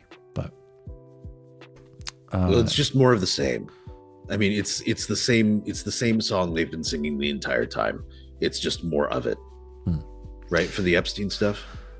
Yeah, well, I noticed that from the people who suddenly are all interested in the Epstein stuff, that their interest was ignited upon the change of the president. When it was Biden, nobody cared, but now that Trump might be covering something up, or we can get Trump, it's once again it's a political weapon like anything else. Yeah, it's so transparently partisan that it's not to be taken seriously. It is only to be mocked. That is the only thing. That is the only prescription. Producer Tim, speaking of unfortunate names, there's one that I, as an Aussie, especially appreciate. Former baseball player and coach. I assume it's Kuntz. Rusty Kuntz? Or is it Rusty Kuntz? It's Kuntz. It's the latter, for fun. His name could be Rusty Kuntz. Then there's also former swimmer Misty Hyman. Ugh. If those are your surnames, don't make your kid's first name an adjective.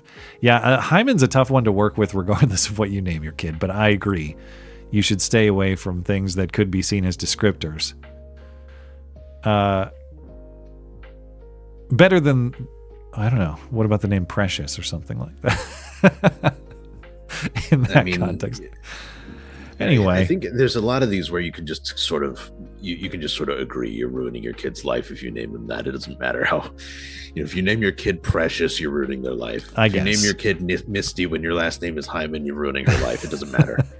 Tim also says, welcome to Frank's audience. If you like what you see here, consider liking, subscribing, sharing with friends, family, enemies, anyone you can think of, really. Plus, why not try calling into the show, if not tonight, on a future Wednesday stream? Well, we love all the Frankly audience, of course, and appreciate people who come over and spend the rest of the night with us after Frank's show is done. But yeah, appreciate you guys. Appreciate Frank as well.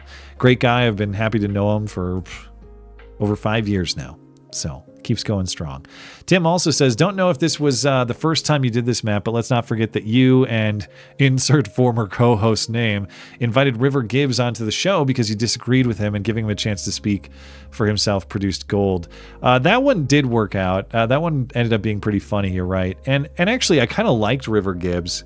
I thought despite his ridiculous takes, he was kind of a nice guy, or so I thought, but it was one of those where he came on the show and had a good discussion, but then wanted to talk a whole bunch of shit afterward. It's like, I thought we were cool, but then he had to talk a bunch of shit when he was done, and then I don't know what happened to him after that. I think he disappeared off the internet. But that's old stream history for sure. I was gonna say I was there for that, but it's so long ago I don't remember the We're details talking like anymore. 2017, yeah. Yeah. Also says, you probably can't read this, but regarding names that are slurs, in Australia, Toowoomba Sports Ground, he added the ES N-word Brown stand. What is this? Named after a white football player, Edwin Stanley N-word Brown. So there was a football player with the nickname N-word Brown. It was torn down when it started falling apart. I'll have to look up N-word Brown. I've never heard of that before. I wondered about this. There are words in Australia that are they're said, and they're just not as offensive over there as they are here. I've wondered. You've had a kid. I assume that you've filled out the paperwork. Did you have your? If this is too personal, don't answer. We can move on. But was your daughter born in the hospital? I forget. Yes. So you filled out the paperwork regarding like her name and information at the hospital? Yeah. Now, I wondered, and I never would name my kids something terrible, but I'm joking around with my wife. I'm like, what if I just wrote the hard R, N-word, as his name? Do you think they would come back and like correct? Would they ask me for clarification? I'd be like, no, you send that in. Oh, that goes straight to the Social Security Administration. You send that in right now. That's correct. Never even crossed my mind. They can't tell you. They can't refuse a name, can they? I don't know. And of course, I'm making my own son a victim in this stunt. You see, precious Misty Hyman, you're ruining their life. That's right. His name is N-word Christiansen, and you have to do the paperwork. Type them all. Type the R. I just they have to do it, don't they? Injured Guardian, infants are explicitly sinless. It's established in 2 Samuel 12 that King David's newborn son by adultery with Bathsheba, sorry if I'm mispronouncing that, went to heaven upon dying. Okay, so like you get into, well, I guess if it's this is Old Testament, right? So this is okay. Anyway, I guess I guess the question there would be, theologically, does a child get into heaven? A child can't necessarily accept Christ as Lord and Savior in the same way they don't have the capacity to distinguish between right and wrong, like we were talking about. So if a baby dies before that capacity, I assume the baby is not punished in the afterlife. I would guess. I don't know. I don't know what the teaching on that is. Under a system established with the kind of morality that it has, that Christianity has, I would assume that if they don't have the capacity to sort of repent in the way that adults are capable of, then they wouldn't be punished eternally for that. I would like to think, but then again, some of these moral quandaries are some of the reasons that keep me away from actually actively participating in the faith. So, sorry, I'm not laughing at the super chat or your commentary on it. I just see the next super chat and I realize I got it, dude. I knew that name was a little odd. It's the one that started with Jenna. Most of the time, I was gonna wait to see if you. Wait to see if you caught that one. You should. No, I totally didn't catch it. You should have grabbed me because this one got me. You got me. Got him. Two Dogs, Mike D. Hey Matt, what was Jenna's full name again? Thanks in advance. You're right. It was Jenna Tolles. Jenna Tolles. And it got me. I didn't pick it up. I'm ashamed to admit. She and her friend Misty Hyman. So you're right. Two Dogs. I was gatted. Dang it. Got to work on it. Injured Guardian, pre-exist is an explicitly intransitive verb. Am I getting a grammar lesson on something? Did I say, I forget in what context pre-exist came up tonight. Was it the sin stuff? Or was it something else? I would assume so, because that's sort of where we're sitting in the order of the super chat stuff here. Yeah. My mistake. I don't know the exact reference, Injured Guardian, but I try to be as grammatically correct as I can. I make mistakes like any guy, but I do what I can. VV, sorry, food is not scarce in America. It simply is not. PS, not actually sorry. PPS, if you're legit starving and my neighbor, I'll feed your family for a couple months. Happy to. I think most people would. If I knew that my honest, good guy neighbor was having serious problems and my family could help him out, of course I would. And I know that they would do the same for me. And I think that's a much healthier, better arrangement than collecting off the faceless federal government taxpayer. So, well, because it's a scam. Well, right? Most things from the Democrat Party are scams. Yeah. Well, it's more than just the Democrat Party. I think it's basically the federal government running. It's not as though Republicans are immune. That's fair. Yeah. Tim also says, even if you get help at your state level government like SNAP, it should be the absolute last resort. I think the order should be family, friends, mom and dad who are getting a lot of help from both. Community, then government dead last, or is it just me? That's the proper arrangement. Yeah. Family is supposed to be your first point of reliance. You're supposed to be dependent on your family. Now, I understand that due to circumstances, not everybody has a reliable or a great family, and you're going to need something else. But yeah, if family can't be relied upon, who should be the next person in line or the next group of people in line? It ain't the federal government. Unless, like Batman was saying, it's a scam, and that's the point. And with the federal government, it is a scam, and that is the point. So you can count on that. Yep. I think we're all caught up. Anything else you want to mention before we're out of here? I think we're all set.